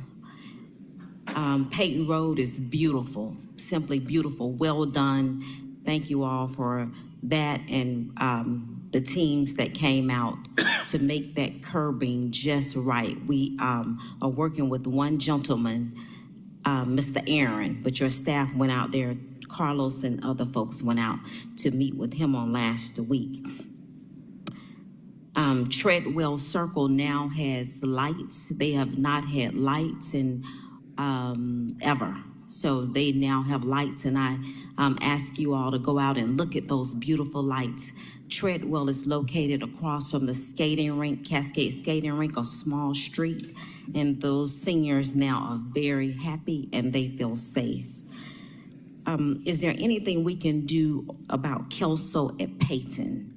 That's a privately owned street. It's very small. They are willing to convey that property over. And we have met with them on several times, so we could just make it safe until we come up with some type of paving mechanism to get that done for them. I know both of you all have been out there as well, right? Yes. Kelso at Peyton. Yes, Councilmember, we'll get back to you with a plan just for the safety as we're looking to reconstruct the street. Yep. Okay, and do you have anyone on your team that's familiar with the GDOT I-285 and I-20 project, the large project? We see trees gone and they're moving really quickly. Do we have anybody on your team that is in place to just be involved with that large project? Yes, we have our internal staff who's coordinating with GDOT relative to the 285 project. And if there's any communications or coordination with GDOT, we can bring that to the community. Okay, and my last concern is a beacon light across from Douglas High School, Log Haven and Douglas High. The principal there would like to see some type of safety measures there for the students that are crossing. Is that something we can look at? Yes, and I appreciate that because we were just recently discussing improvements around the high school and along the corridors. So to improve safety for the kids to and from. So yes, we'll circle back with what we are planning. Okay, and the lights, the beautiful lights that go from Westview Cemetery all the way to C.T. Martin Rec Center, those lights stop at C.T. Martin Rec Center. They were supposed to go all the way down to Adamsville, the green lights. Okay. Did you all check on those as well? Okay. The large, pretty lights? Yes. Go all the way to Adamsville. Yeah. Thank you all so much for a wonderful job and just great customer service from your team. Thank you. Thank you. Mr. Lewis.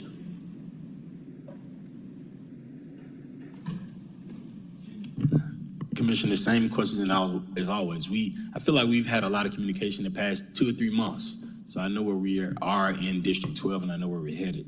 And thank you so much to your team for the Safe Routes to School program and for yesterday as well, when we did these Safe Routes with Humphreys Elementary Schools. So to see you planning for this and to see so many folks who are here right now who were there, and I wasn't able to make it, but thank you for doing that in the area.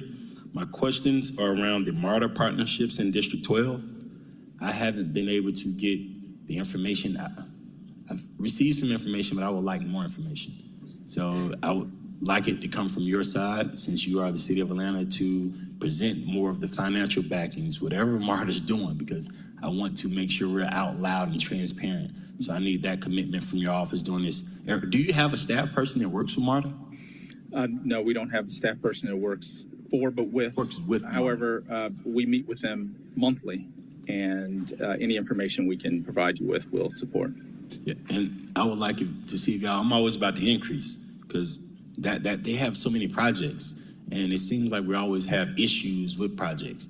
So if there's any kind of way you can assign someone to manage the MARTA projects, they have 4 projects in District 12 that are near and dear to everybody in District 12. We need them done. The Metropolitan they have our sidewalk projects because they have bus stops and sidewalks. We're doing some innovative stuff. And so I think, are we doing that in all districts with MARTA? Yes, we've coordinated our capital programs within the ART program. So we need someone to be assigned so that we can be abreast of what's going on, because as you see, even everybody's writing letters to the press and writing letters to everyone to get more out of them. So the dollars that we're working with them right now, can you be as transparent, as loud as possible about District 12? And increase in entry-level positions. I was looking at the staffing levels, and where are we on your entry-level position? These are people that are laying concrete. I was driving down the street yesterday. I seen so many people laying concrete, and a lot of our issues are about sidewalks and about putting up speed bumps, but I have neighbors and they're getting permits, and I have people with sidewalks, they're getting permits, but everybody's laying concrete. I'm going through training right now with Habitat to learn how to lay concrete. So it's not the way it seems, because we're having issues in the city, some of the questions I'm hearing about laying concrete. So is there any kind of way we can increase the position of people who lays concrete? It's interesting consideration. We have our concrete team.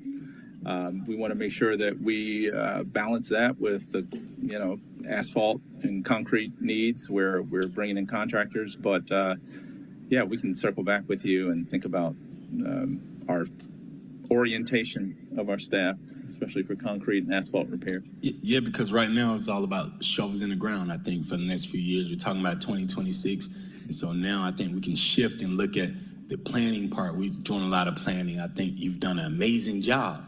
And so if there's any kind of way, I know our mayor, our great mayor, Mayor Maynard Jackson, at the time period, the airport said they didn't know anybody who could build airports. Mm-hmm. And he went to sleep and he rolled around. He said, man, everybody knows how to lay concrete.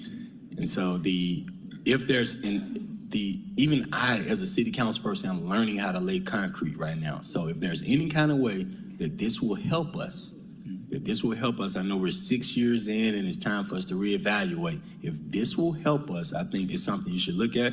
And last question, do you think that you have enough staff, that you have enough people to do the jobs that are assigned to you for this fiscal year? Because I need assigned to you. Yes, I am confident we have what we need to deliver. Okay. Chair, I relinquish the speaking points. Thank you. All right, thank you. I'm showing Mr. Westmoreland on the list. I am breaking my vow of silence. First off, thank you, Commissioner. First vow of breaking silence is to thank the 270.1 folks who work for your department. I am very grateful for all that they do day in and day out. One comment related to President Shipman's line of questioning, and then 3 questions that are a bit more specific on topics that have been asked already. There was indeed a very sobering presentation at the ARC board meeting last week as it relates to the central prior funding, the stitch funding, and the Northeast Trail. Like, very sobering in terms of what might happen to those 3 projects, and not a whole lot else to say or that can be done in this room on that. Councilmember Bakhtiari asked, and Dozier asked about Streets Alive. Slide 3 of the presentation references 8 events that took place during FY2026. Can we commit today that there will be 8 in eight took place in FY25? Can we commit that 8 will take place in FY26? So the reason you see the reduction in the number of events, that we took out 2 events, one for August because August is one of the hottest months in Atlanta. And we really do want to spare our staff from having to be out in the middle of August. So we decided to remove that event. And then the other month was the month of November. Again, because of holidays, and a lot of people tend to spend time with their families during that time. So again, we want to preserve our staff the best that we can. And so we were willing to kind of sacrifice those 2 months just to give our staff time to not be in extreme heat conditions, but then also enjoy their families during the holidays. So it was a respectable staffing question, not a funding one. As in the funding exists, but we are making a decision to not use it. Right. Okay. And if I may, we learned from last year. Last year was our first year, and let me tell you, August and November were some of our greatest challenges in terms of scheduling and making it work. So just to add some texture to. And the program is still new. We're continuously evolving. So as we learn more about what the demands are, what citizens want to see, and what's available to us as far as corridors and moving around to different locations, we're testing out all of these different things. And so you may see things change from year to year just to make adjustments to make sure we're bringing the best program back as possible. Slide 5 is the frequently mentioned picture of Peachtree Street. Councilman Dozier referenced 25R 3213 that passed back in March. 14 co-sponsors had the June 30th request. It was a resolution, and it requested a crosswalk by the end of June. Do we expect one to exist by the end of June? We are finalizing the design and contractors standing ready, but we want to make sure we socialize the design because obviously it will impact how people move through the corridor. So I will get back with you. Okay. I'm comforted to hear that there's a design.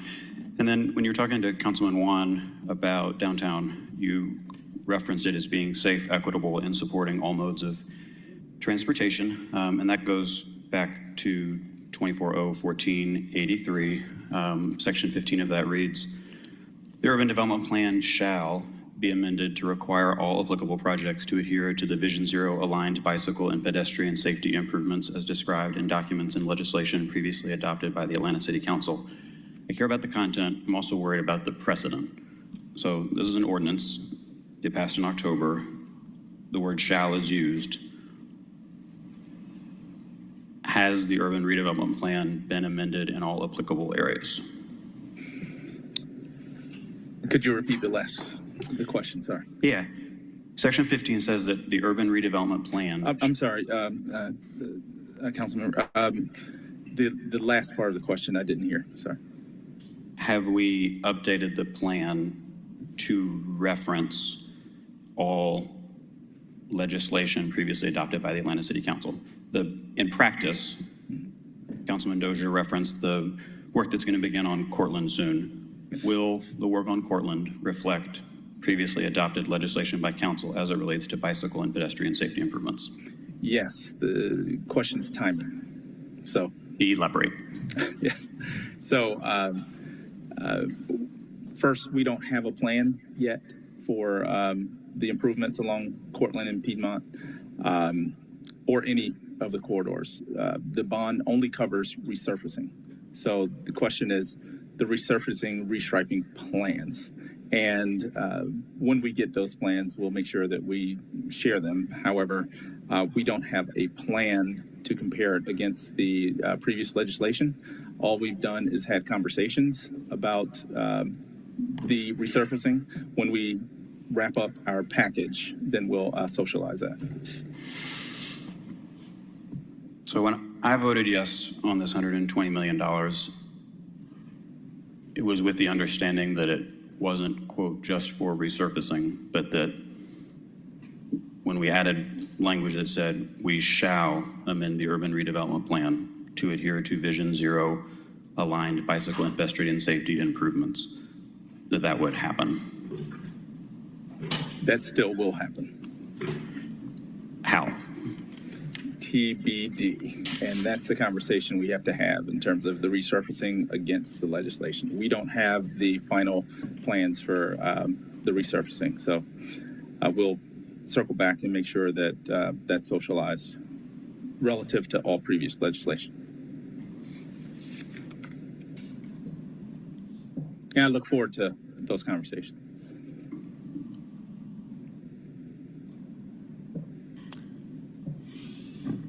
All right. Two quick ones from me. Is it your department or Public Works or both that's responsible for ADA violation remediation?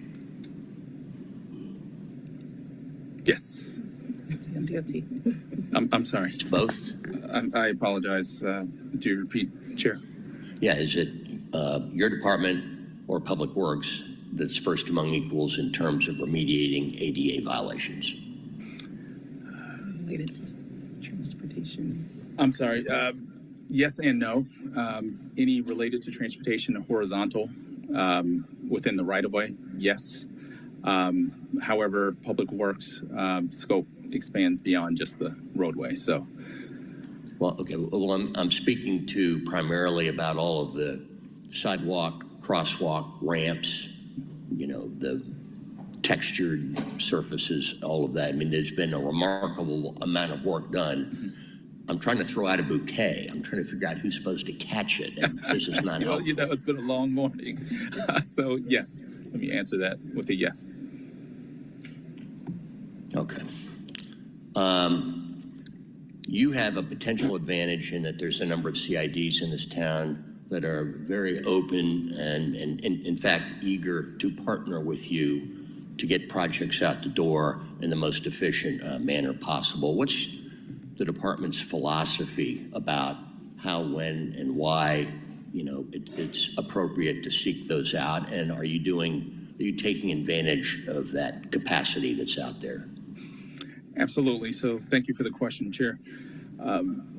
We have monthly meetings with all of our partners. We coordinate with all of our CIDs, Georgia Department of Transportation, our utilities, and wherever there are efficiencies, wherever there are opportunities to coordinate amongst, you know, dollars to make the most sense for our residents, because we have a fiduciary responsibility to them, we take full advantage of that. So I'll give an example, Wyuka Road roundabout. You know, we had to shut down the approaches for Georgia Power to put up or replace the poles. The coordination is very intense, and we think about the cost sharing involved in that. We think about the impacts to the local businesses and economies. We take all that into consideration, and that's just an example of what we do on a daily basis. We are responsible to our residents. This administration believes that Atlanta is a group project, and we take that to heart. So we've extended ourselves to others, and they've extended themselves to us, the consultant community, the contracting community. And I will tell you that ATL DOT is a different organization from when it started. All right. My gut tells me there may be some additional opportunities for you to reach out and do more of those partnerships, so we can talk about that in the future. All right. Now, in theory, that concludes the time we've allotted, which was 2 hours. It was an hour and a half last year. I won't be here for next year, but it may have to be longer. So we've got court is on a kind of a short schedule here, and then it's lunch. I want to see if there's any other extremely pressing questions. All right, Mr. Winston has not been recognized. So you're up. Thank you, Mr. Chair, and I'll be very brief, but first just want to say thank you, Commissioner Cavness and your team. You know, obviously, we all know that you all have done a lot with a little historically, so I'm happy to see, you know, increase in personnel and ramping up. I did want to go back to the $120 million resurfacing. Recently, we heard the revelations that MARTA's BRT project has more than doubled its cost estimates for that project. There was a significant amount of money that was earmarked for resurfacing as part of that BRT project that was going to MARTA. I'm just curious now, hearing their cost overruns, delays, et cetera, what does that mean for the money that we allocated towards reimbursing MARTA for resurfacing, specifically in the Summer Hill neighborhood? So the resurfacing or the monies associated with resurfacing should continue on. There are only a few blocks that are a challenge south of I-20. It's a matter of timing for implementation or resurfacing of the corridor, but those monies are available for when MARTA's ready to resurface. But it's important that the monies are in place so that as soon as they're ready to go, we can get the corridor open for service. Okay, and I just want to state for the record, I've got businesses in the corridor who have been affected tremendously by this delay, continue to be affected, and now hearing that this part of the city will continue to have delays is concerning on my end, and just want to know what we can do to kind of partner with MARTA to just make sure we can alleviate some of that for some of my constituents. So I appreciate it. Thank you, Mr. Chair. All right, thank you. All right, Mr. Hillis, bring us home. Thank you, Chairman Shook. So just trying to wrap everything up that's been said and summarize where the city is, where the department is when I came onto council 8 years ago, almost now, and even when a handful of us were reelected in 21 and a handful of new members came on in 21, the biggest issue facing the city was public safety. Have a fire fleet that over half of the apparatus were out of service. We had police cars falling apart. We had a murder and crime rate through the roof.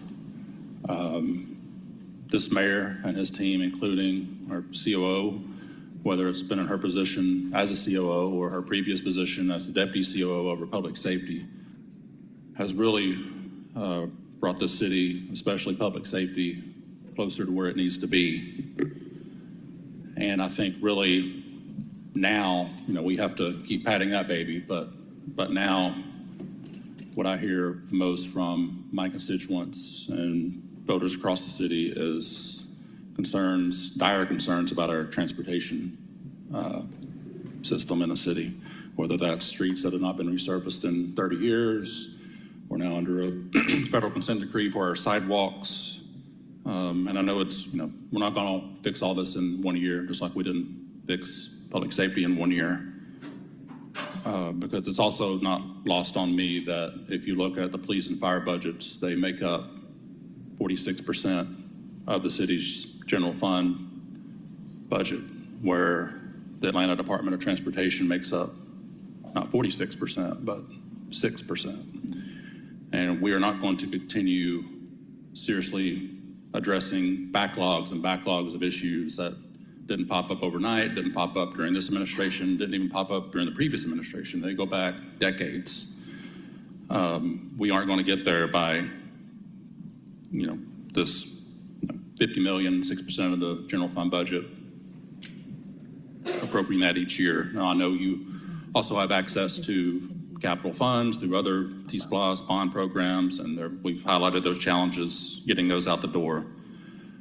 But as we move into, the next term, 4 more years, we are going to have to continue to increase the budget for the ATL DOT to get what needs to be done, or at least rolling.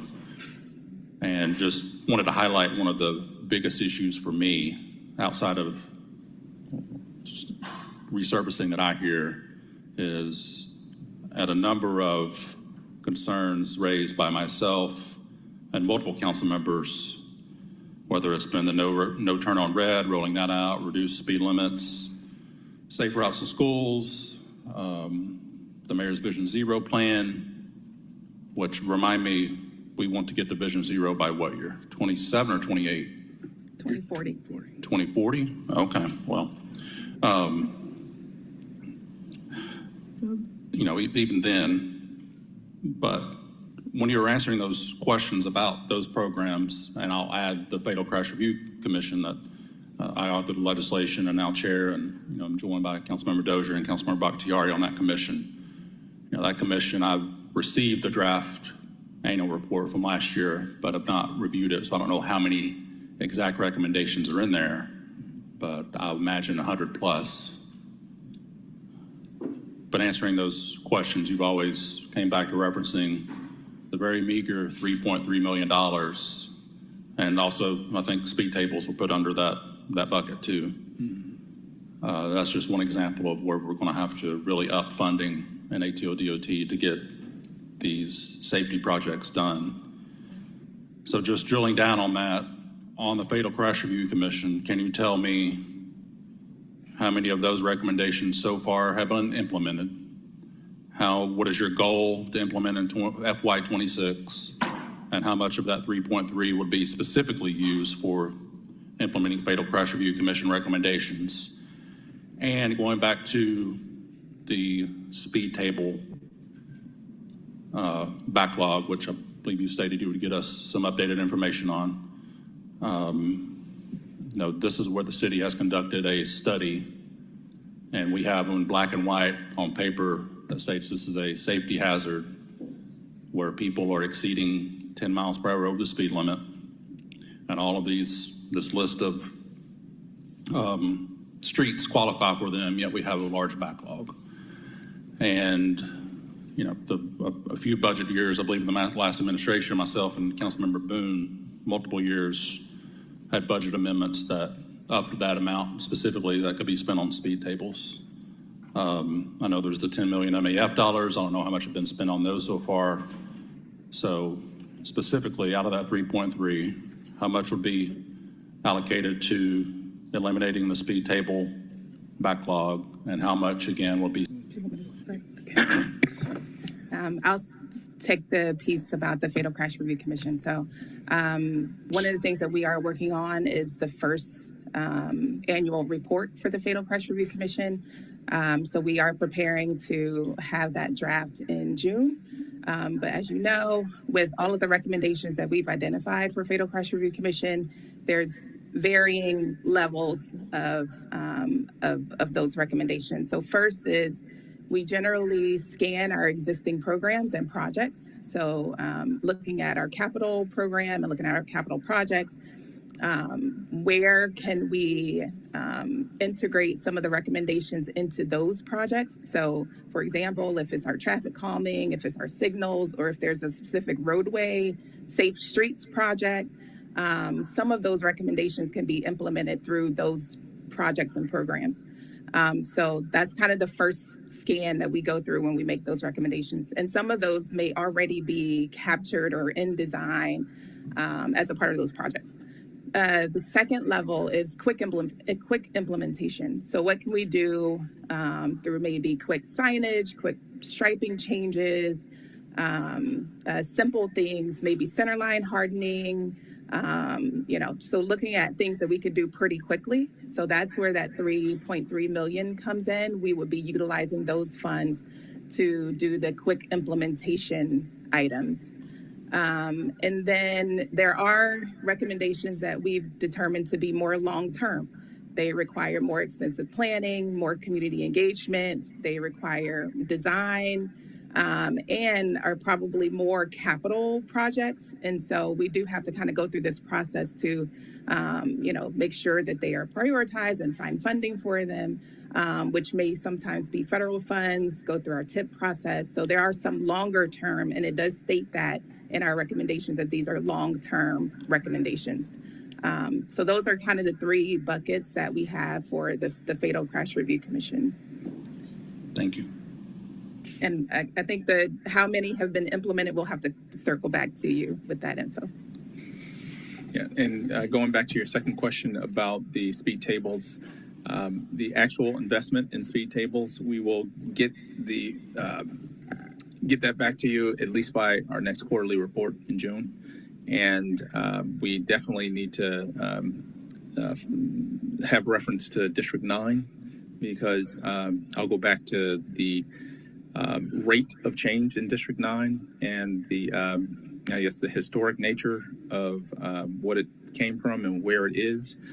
we have invested a small majority of our time to making sure that we can address the legacy issues in District 9, and that includes budget. So if there's anything we can do to continue to impact the safety concerns, it's one of the highest developed districts in the city.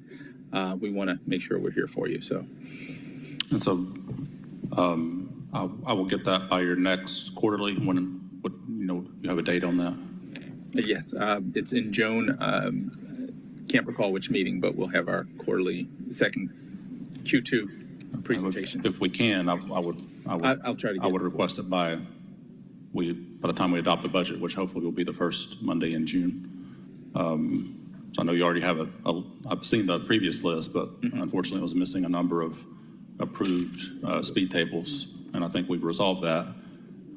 Definitely want to see the citywide list. I know it's definitely more than District 9 that is in need, and I don't know if it was notated on the previous list. Would just like to see, I know you all have a prioritization system, so that indicated on there, the cost estimation for each one and all of the backlog in the city, and whether or not that speed table request was supported or not by a traffic study. Thank you. All right, thank you. Let's let these people get back to work. Thanks to all of you. And everyone, please have a great Memorial Day holiday. Thank you. All right, courts. As usual, we are running a little bit behind schedule, but y'all are up. No, that's for you.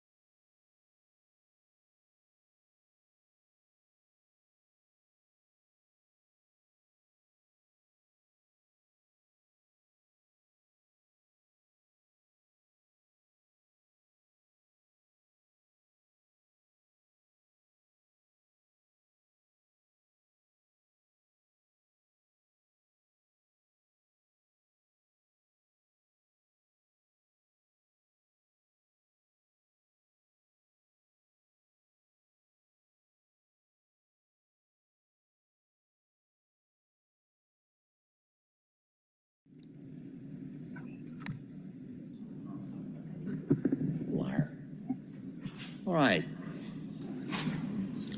Good morning, Your Honor. Good morning, Council. It's a privilege to have you in here. So we're running a little behind. We apologize. We do have copies of your handout, so if you're ready, take it away. And their budget is on page 281 in your hymnal. All right. I think it is still morning. Good morning, Chairman Shook, all council members present at this time. I'm Christopher Ward, Chief Judge of the Municipal Court of Atlanta, and today I'm accompanied by Mr. DeAndre Moore, our Chief Clerk to my left, and Court Administrator. To his left is Ms. Twana Hall, our Operations Manager. To my right is our Presiding Judge of the Housing Division, Judge Pierce Hand Sites. To his right is our Judge presiding over the Community Court, Judge Ardra Bay. We also have with us this morning Judge Crystal Gaines. She's one of the presiding judges over our Traffic Division, as well as Judge Teresa Mann. She is the presiding judge of our DUI Division. I would like to state that the judges here, we have come from court. We had court today, and I greatly appreciate their patience in being here.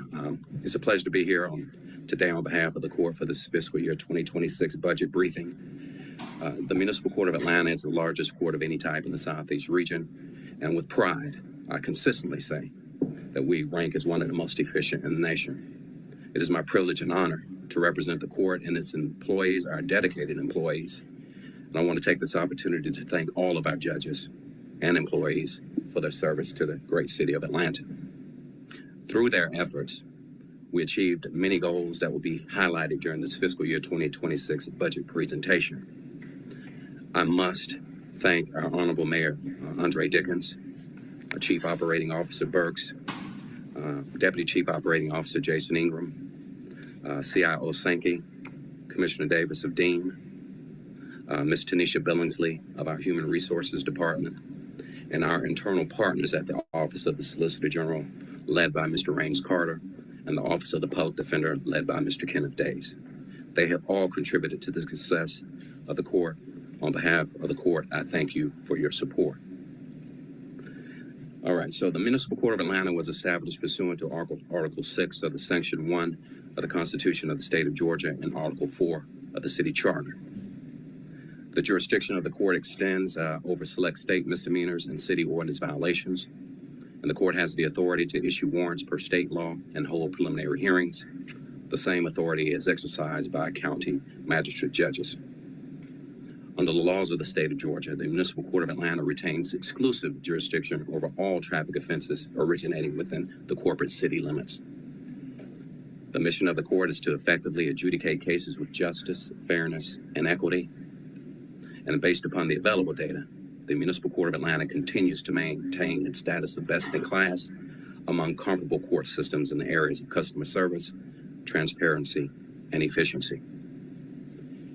Now, as we review the organizational structure, the court has 10 judges, including the chief judge.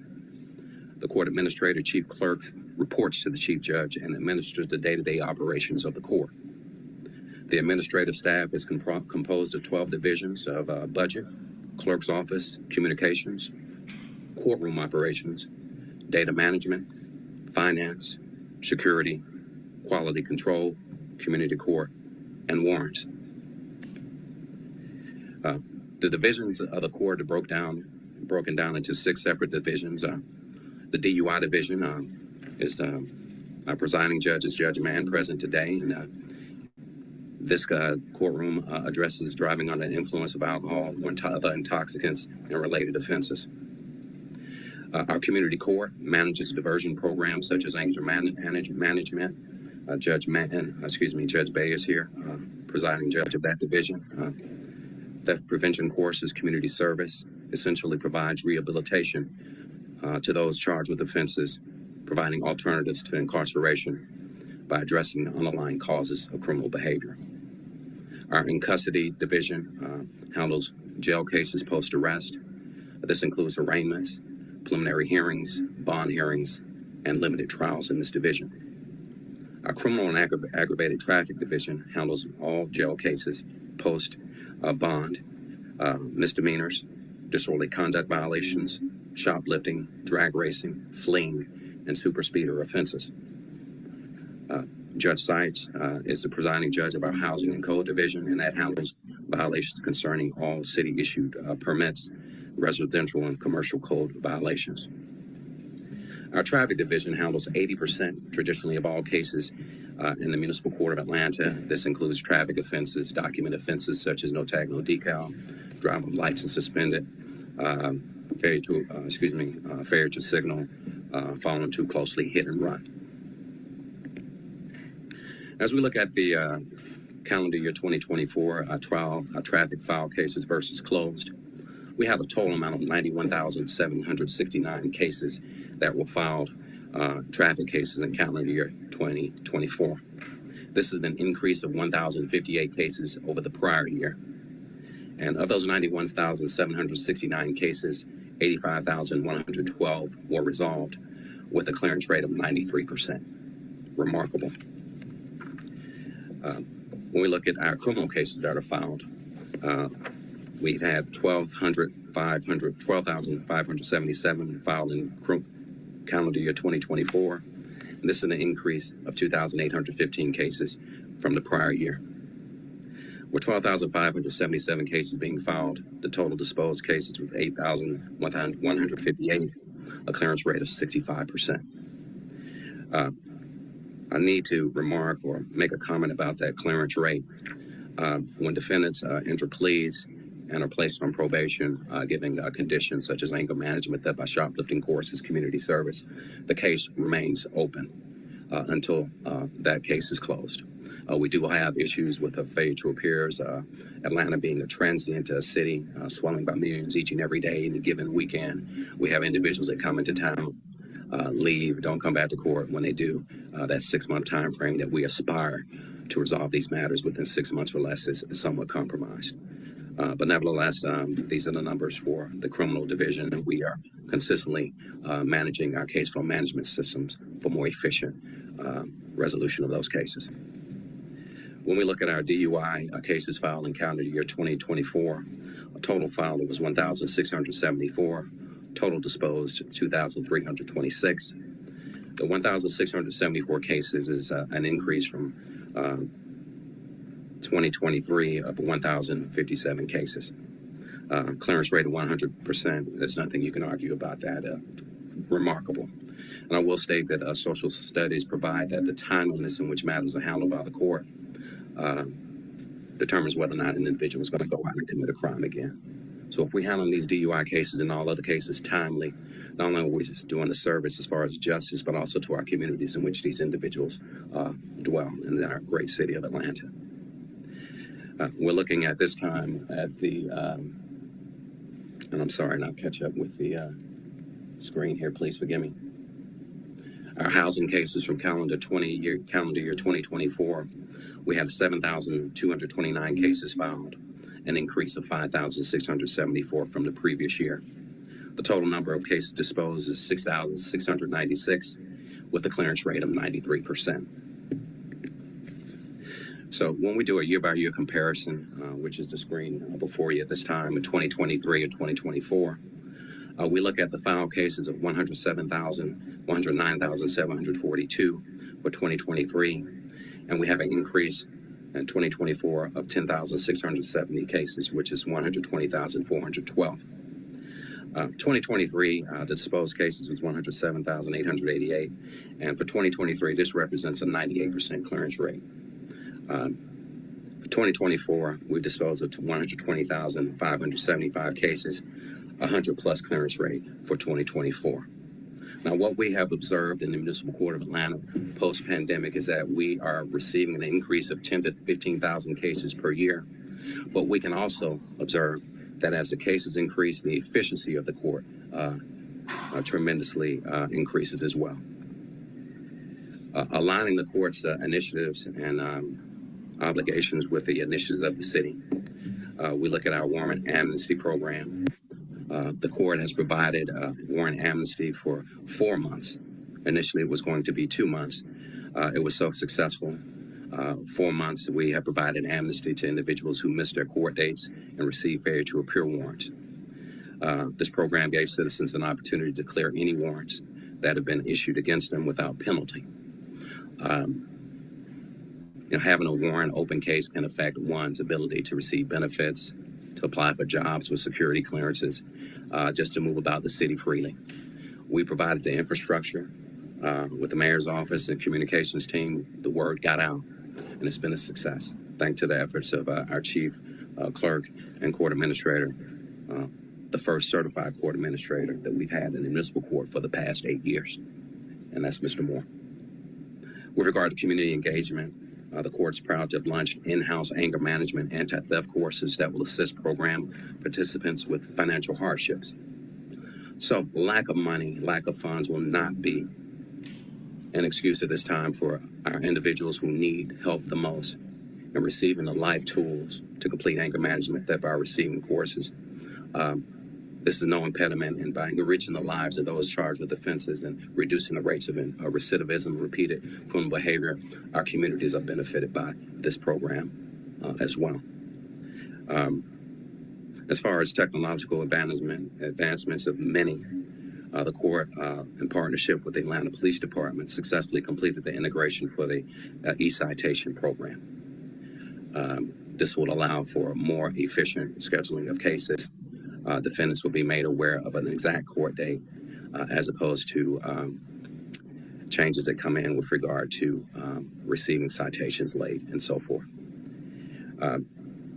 As far as technology is concerned, we also implemented a middleware software agreement. We entered into that with Fulton County government, which will allow for the streamlined processing of bindovers. And we have bindovers going to Fulton County, Clayton County, DeKalb County for jury trials, which we cannot provide, anywhere from 150 to 300 per month, if I'm not mistaken. Next slide, sir. What's new and improved for 2026?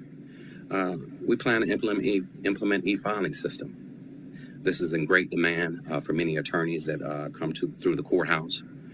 It is uncommon for a court the size of the Municipal Court of Atlanta, comparing other metropolitan courts, to not have an e-filing system.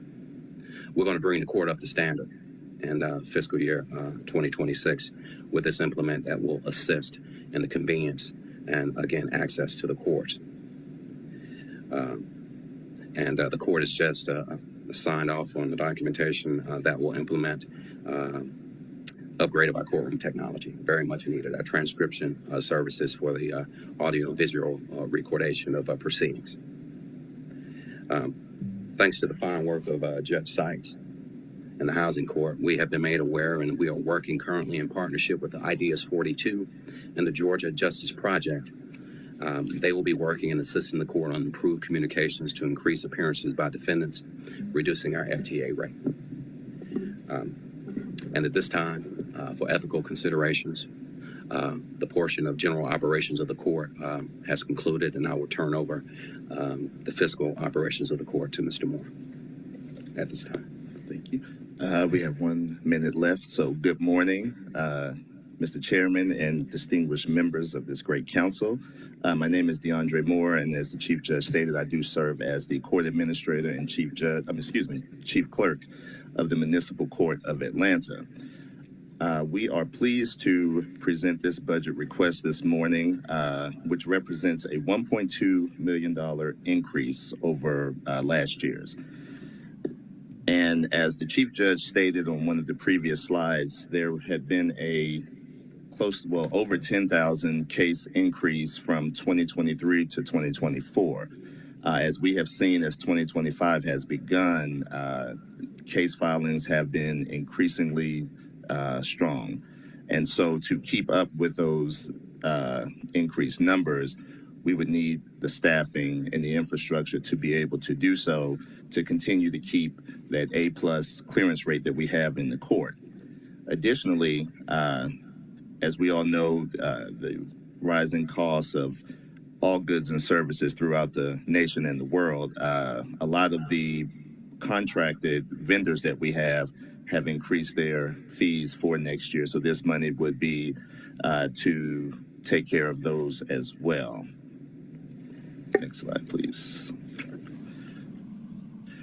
On this slide, you will see the statutory surcharge funds that are remitted to both the general fund and the state required surcharges in city ordinances. Just to go through them, peace officer training and pension, this provides training for law enforcement professionals and the supplemental pension for them. The Crime Victims Emergency Fund provides limited financial supplement to victims of very serious crimes. Indigent Defense Fund and application fee benefits those who are unable to afford representation for criminal offenses, and both the Indigent Defense Fund and the Indigent application fee are state required funds. The Drug Abuse Treatment and Crime Lab fees supplements individuals who are dealing with drug challenges, and the Crime Lab fee supplements funding to do more testing for use of evidence in court proceedings. The Driver's Education Fund provides rehabilitative services for teens. For the surcharges that impact us locally, the Municipal Victim Witness, which goes directly to our Atlanta Victim Witness Department, as well as the Department of Corrections for the city jail. And so as you will see on your screen and on the packets that you have, we did give a 6-year total of these various surcharge remissions. Next slide, please.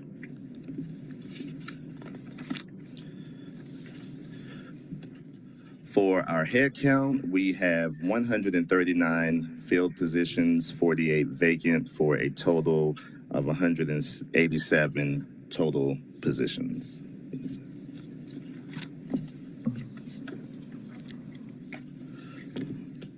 As we look at the year of 2025 in review, late 2024 and 2024 and late 2023, the court has partnered in the previous years with our external partners. As you can see under community engagements, we participated in the re-entry fair hosted by Mayor Dickens, as well as the Fulton County Solicitor General Keith Gamage. This budget is not only used to pay the salaries of our employees and our contracted vendors, but it also is used to pour into the staff through enrichment programs such as active shooter trainings, which we had toward the end of last year, and we will be doing again at the end of this year. This coming July, we are pleased to announce that we're going to be hosting CPR training for all court staff, as well as judicial safety, which is a safety module specifically for our judges. And, the morale at the court is high. As you can see in the pictures, we have holiday gatherings and different gatherings throughout the year. Am I getting any feedback? Or is it? Okay. And we would like to extend an open invitation to all members of council to attend any of the events that we host. Next slide, please. Thanks to the funding from the city, we were able to upgrade the security system at the courthouse. So far, this year alone, we have had over 111,000 citizens to enter the doors of the courthouse. And it is very important for their safety, for the staff's safety, and the judge's safety that we maintain the best security apparatus that we can have. And so we were very pleased back in November to have installed this new equipment, seeing as the old equipment was at the end of life and it was becoming a safety issue. So we are thankful for the funding for us to be able to do that. Next slide.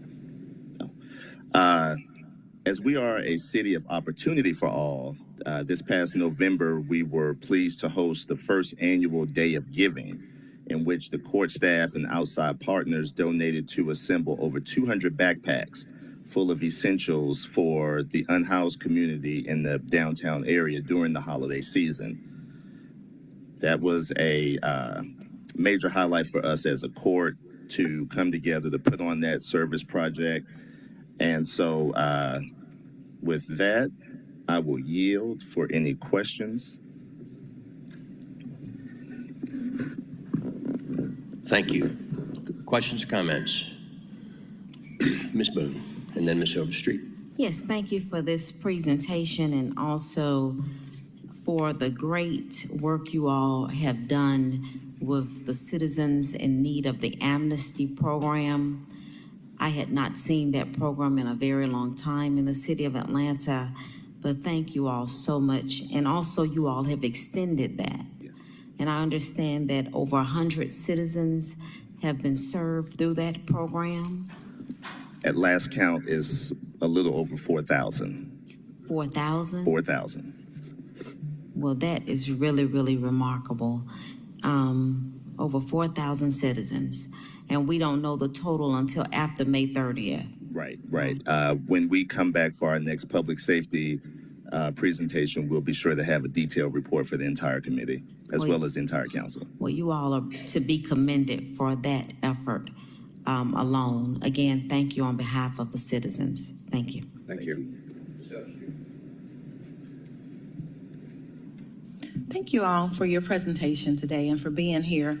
I really wanted to go back a couple years and talk about some of the concerns that you have. I want to see where we are now, especially with making sure that technology was updated over in the courts, as well as renovations. How's that going? Are you feeling like we're closer to where we need to be with that? If I may.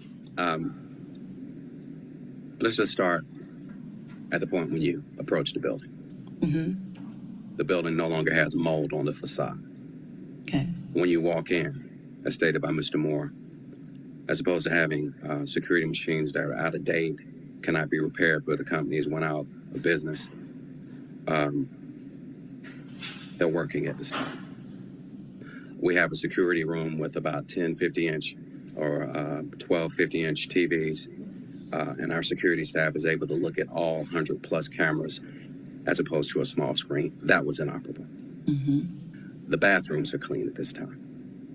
The judges' chambers are being cleaned at this time.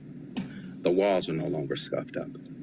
And, particularly I would like to thank the mayor's office, Commissioner Davis. I picked up the phone within the first week of becoming chief judge, and we were able to get this done. The building, the courthouse, is now comparable to any other city building, and that 30,000 plus people come to the building each and every day. It's a pleasant place. Okay. Our employees are happy. Employee morale has turned 180 degrees. We have poured into our employees. We've been poured into addressing issues of attrition and enriching our employees. We are in a better place thanks to the great city and the support of City Council, the mayor's office, and all the executive departments. Mm-hmm. Come down and see us. We're proud of it. Our departments that were displaced for 2 years because of, and I'm sorry I'm being, I talk, but, departments that were displaced because of roof damage over 2 years, Mm-hmm. they're in place now. And we're able to operate fully and effectively, and we thank you. We're proud of the building that we visit each and every day.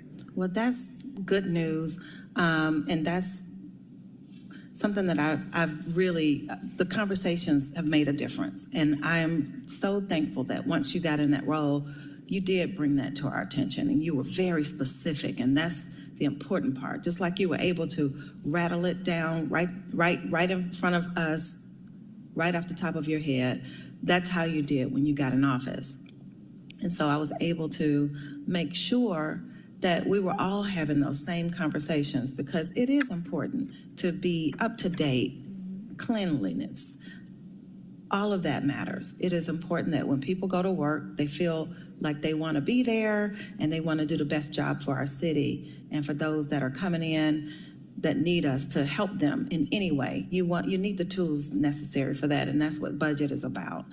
So that's why I wanted to ask you about that, because that didn't sit well with me at all, any of that. And that's wonderful. I 100% support this 8% increase that you'll receive overall. I think that is money well spent.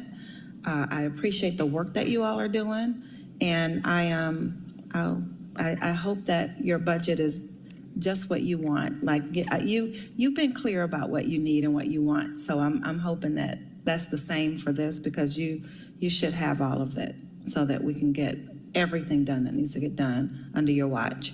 All right. Well, for the court, we thank you all. We have a citizenry that deserve nothing but the best, and we try to give that to them each and every day. This is the city of Atlanta. Nothing like it. And, we want to continue to distinguish ourselves not only as a city, but as a court, the largest of any type in the Southeast region, consistently ranking as one of the most efficient in the nation. Oh, wonderful. Thank you again. I yield. Thank you. And thank y'all for being here today. Thank you. I wanted to ask, I legislated something, I believe in my first or second year, time in this body doesn't make sense. And, which I think y'all can relate to. My question was, I created legislation around having it for marijuana tickets, the $75, those things to be able to be paid online rather than coming to the court. We did a check on that and found out it was possible at the time, directed by finance and some of our other departments to make sure that we are aligned with the court on that. Obviously, Judge, this was before you came on as Chief Magistrate. So I wanted to check on that because the idea was we decriminalized it, be able to pay it online, take off that weight off of the docket of the courts and the judges to at least have that run more efficiently.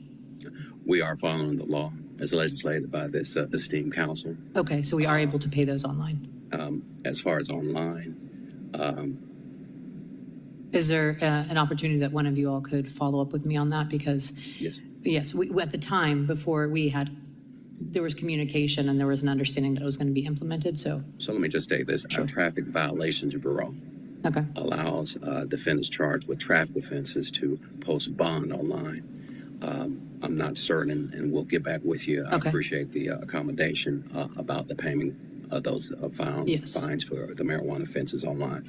And I would say at this point, there's a great possibility that it's not, because the only Traffic Violations Bureau heard, I think, a little bit more about it. But I will tell you that,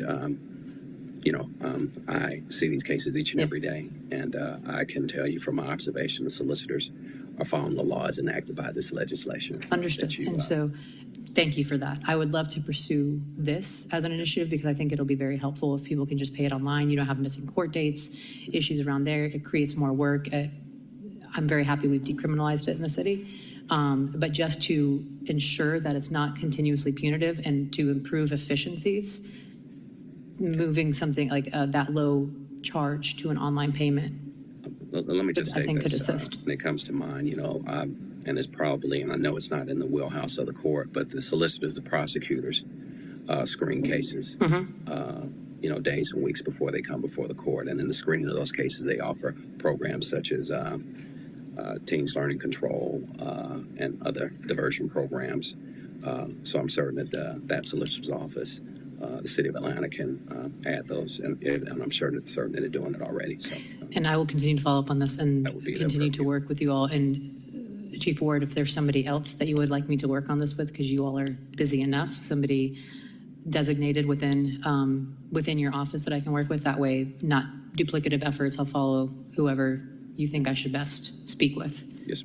Thank you. And I was noticing that, I was happy to see that you are planning on implementing e-filing. Yes.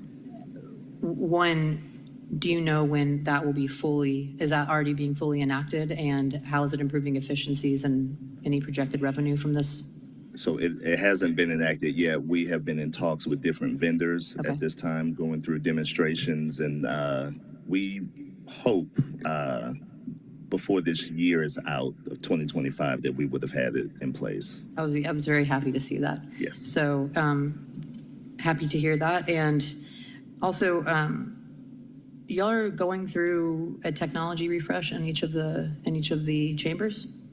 Yes. So the court was given funding in a couple of previous years ago to do a complete upgrade of the courtroom technology, the AV system, speakers, mics. So that we have just finalized that statement of work with procurement.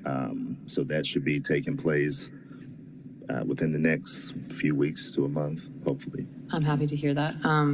And going back to the question I had about the technology refresh, is there any chance that will create any projected revenue? E-filing will. If that's what I meant to Yes. say, I'm sorry. Yes, e-filing would. Okay. And one of two more questions, and actually three. The recent electronic citation integration with APD, how is that working? It just went live, I'll say, Okay. within the last 6 weeks. And so right now, as with all technological innovations, we're working through the kinks of the new system.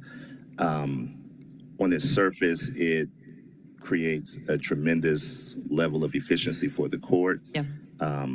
If you've ever seen it or gotten a ticket, I may typically the officer, me too.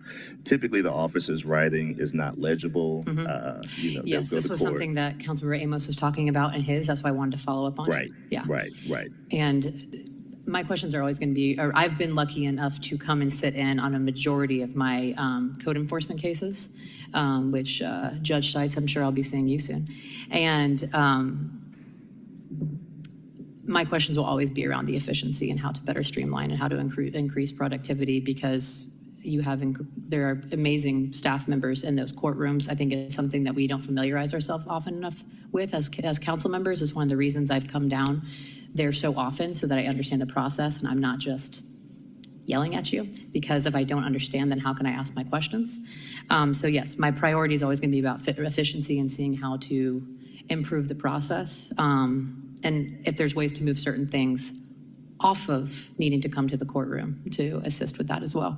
And last question, and this is not directed at anyone here because it does not apply to you, and I'll be very direct. Is there anything being done or that we can do to ensure that certain judges show up for their cases so that certain cases are not being held up and bottlenecked?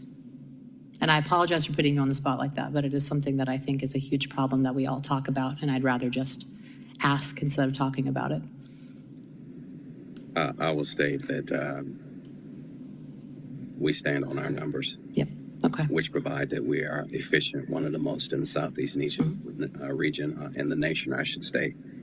Our numbers speak for themselves, and as I've been told, I can only speak for myself. Fair enough. I will say this, and you are not saying it, the people that I currently see sitting up here, in my opinion,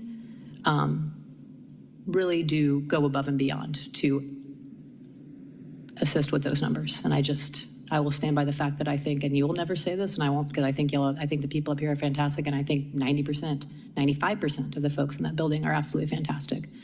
I will speak directly to the few that I see issue with, but I think it is unfair for certain judges to have to carry the weight for others. And I will say that and leave it there. And Judge Seitz, I heard nothing but great things. You'll never have to worry about ethics issues. He's the most square person I've ever met. So you have a great person in that seat, and I appreciate you all. And we are grateful for Judge Seitz, all of our judges, and we thank you. Lunch is awaiting us, by the way. And I just had a few things. Some of our folks have reached out to me to see if they could have community service in lieu of fee. And so are we out loud and being more transparent and loud enough about like having people be able to do community service over paying fees that they can't afford? If I may, Councilman Lewis, the court is very interested in alternatives to incarceration. We follow the trend not only of the state, but of the nation in addressing the underlying issues of criminal behavior. I frequently tell folk in the aggravated defendants, litigants before me in the aggravated traffic and criminal division, think about every 60 minutes of these 40 hours not coming back here. We offer community service day in and day out on the dockets as an alternative to incarceration, but also to rehabilitate offenders so we don't see them again, so they won't go through the metaphorical revolving door. We have diversion programs. We have opportunities for individuals to assist in their rehabilitation. Again, it affects the communities in which they reside, the homes that they live in. and our youth that they come in contact with. So in that regard, we are effectively offering alternatives for community service, as well as to mitigate fines for some of our demographic that cannot afford to pay not only the fines, but probation fees. Okay. Now, the processes that we have set up are basically that, if you're placed on probation, you indicate to the court you're not working, we can waive probation fees. Additionally, through the processes that we have set up in the court, it's one thing for a defendant to sit up and tell you, and I'm told everything in court, if you can believe it or not. But it's a process in which defendants are to follow, probationers, if you will, where they provide proof to our probation department. They cannot pay the fines, and probation department presents paperwork in which the judge signs off modifying the fines into community service hours. So to answer your question, that provision has been there for some time. Thank you. And once again, the only thing I think, I have a lot of our seniors in my area, right? And they come to court and they say, man, we used to get offered community service because I'm on a fixed income that $300 I don't have today. And so I would like us to just be as loud as possible about saying, even going to online and making it an option, because I'm thinking about a person cleaning up the street or doing something in the city of Atlanta for 60 minutes over the $300. I think it can go real far. Yeah. And so if we can make sure we're loud about offering that, even if we can look, we don't have to follow the trends, we can lead the nation like we always have. Thinking about the Atlanta City Court, which used to have its own way to make money. So we can lead the nation in offering this to folks and not even denying them. If a person say I can't afford it, let's believe them. Yeah. Well, what I'll tell you is that, practically speaking, when we inquire as to whether or not an individual is experiencing homelessness, we also inquire whether they're working. And in court, in real time, at the heat of the moment, someone say, no, I'm not working. And the question is, well, how do you support yourself? Well, I'm doing this and that. Well, so you do have the source of income. So we require actual proof and, something to verify what folk are telling us in court. So that is in place. We're actively searching for opportunities for individuals to not only be accountable, but considering their personal fiscal situation. So we're doing that. We've been doing it. And we are a court that's compassionate, efficient, but as well firm and fair. How many of your 48 vacant positions are entry level? I want to help us fill the entry level positions. That way we get, and how many of them are already funded? And that way we can, I have job fairs in my district a lot. That's my last question. If you had, how many of your vacant 48 positions are funded in entry level? You don't even have to answer that today. You can get it back to me later, and we can add them to the next job fair so we can actually fill those positions. We'll get that information to you. All right, thank you. I look forward to filling them. Thank you. All right, thank you. This is a very flat budget. There's really not a lot to dissect here. We'll take a look at your kind of vacancy situation when we get the personnel paper. So we'll see that when we get that. Hopefully that'll be soon. I don't have anything else. I just want to wrap up by thanking y'all, the bench and staff. It's a really good experience over there. And so we appreciate that. To my colleagues who have all left to go eat, let me say that we're on a short lunch leash, so we're going to recess until 1 o'clock, and then we will be back here to hear from planning. Councilman Shook. Yes, sir. As a native of Atlanta, I just want to state that we appreciate your service. We understand. Thank you.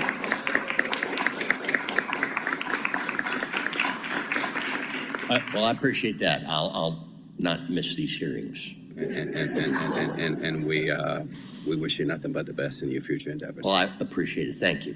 All right. And we are recessed.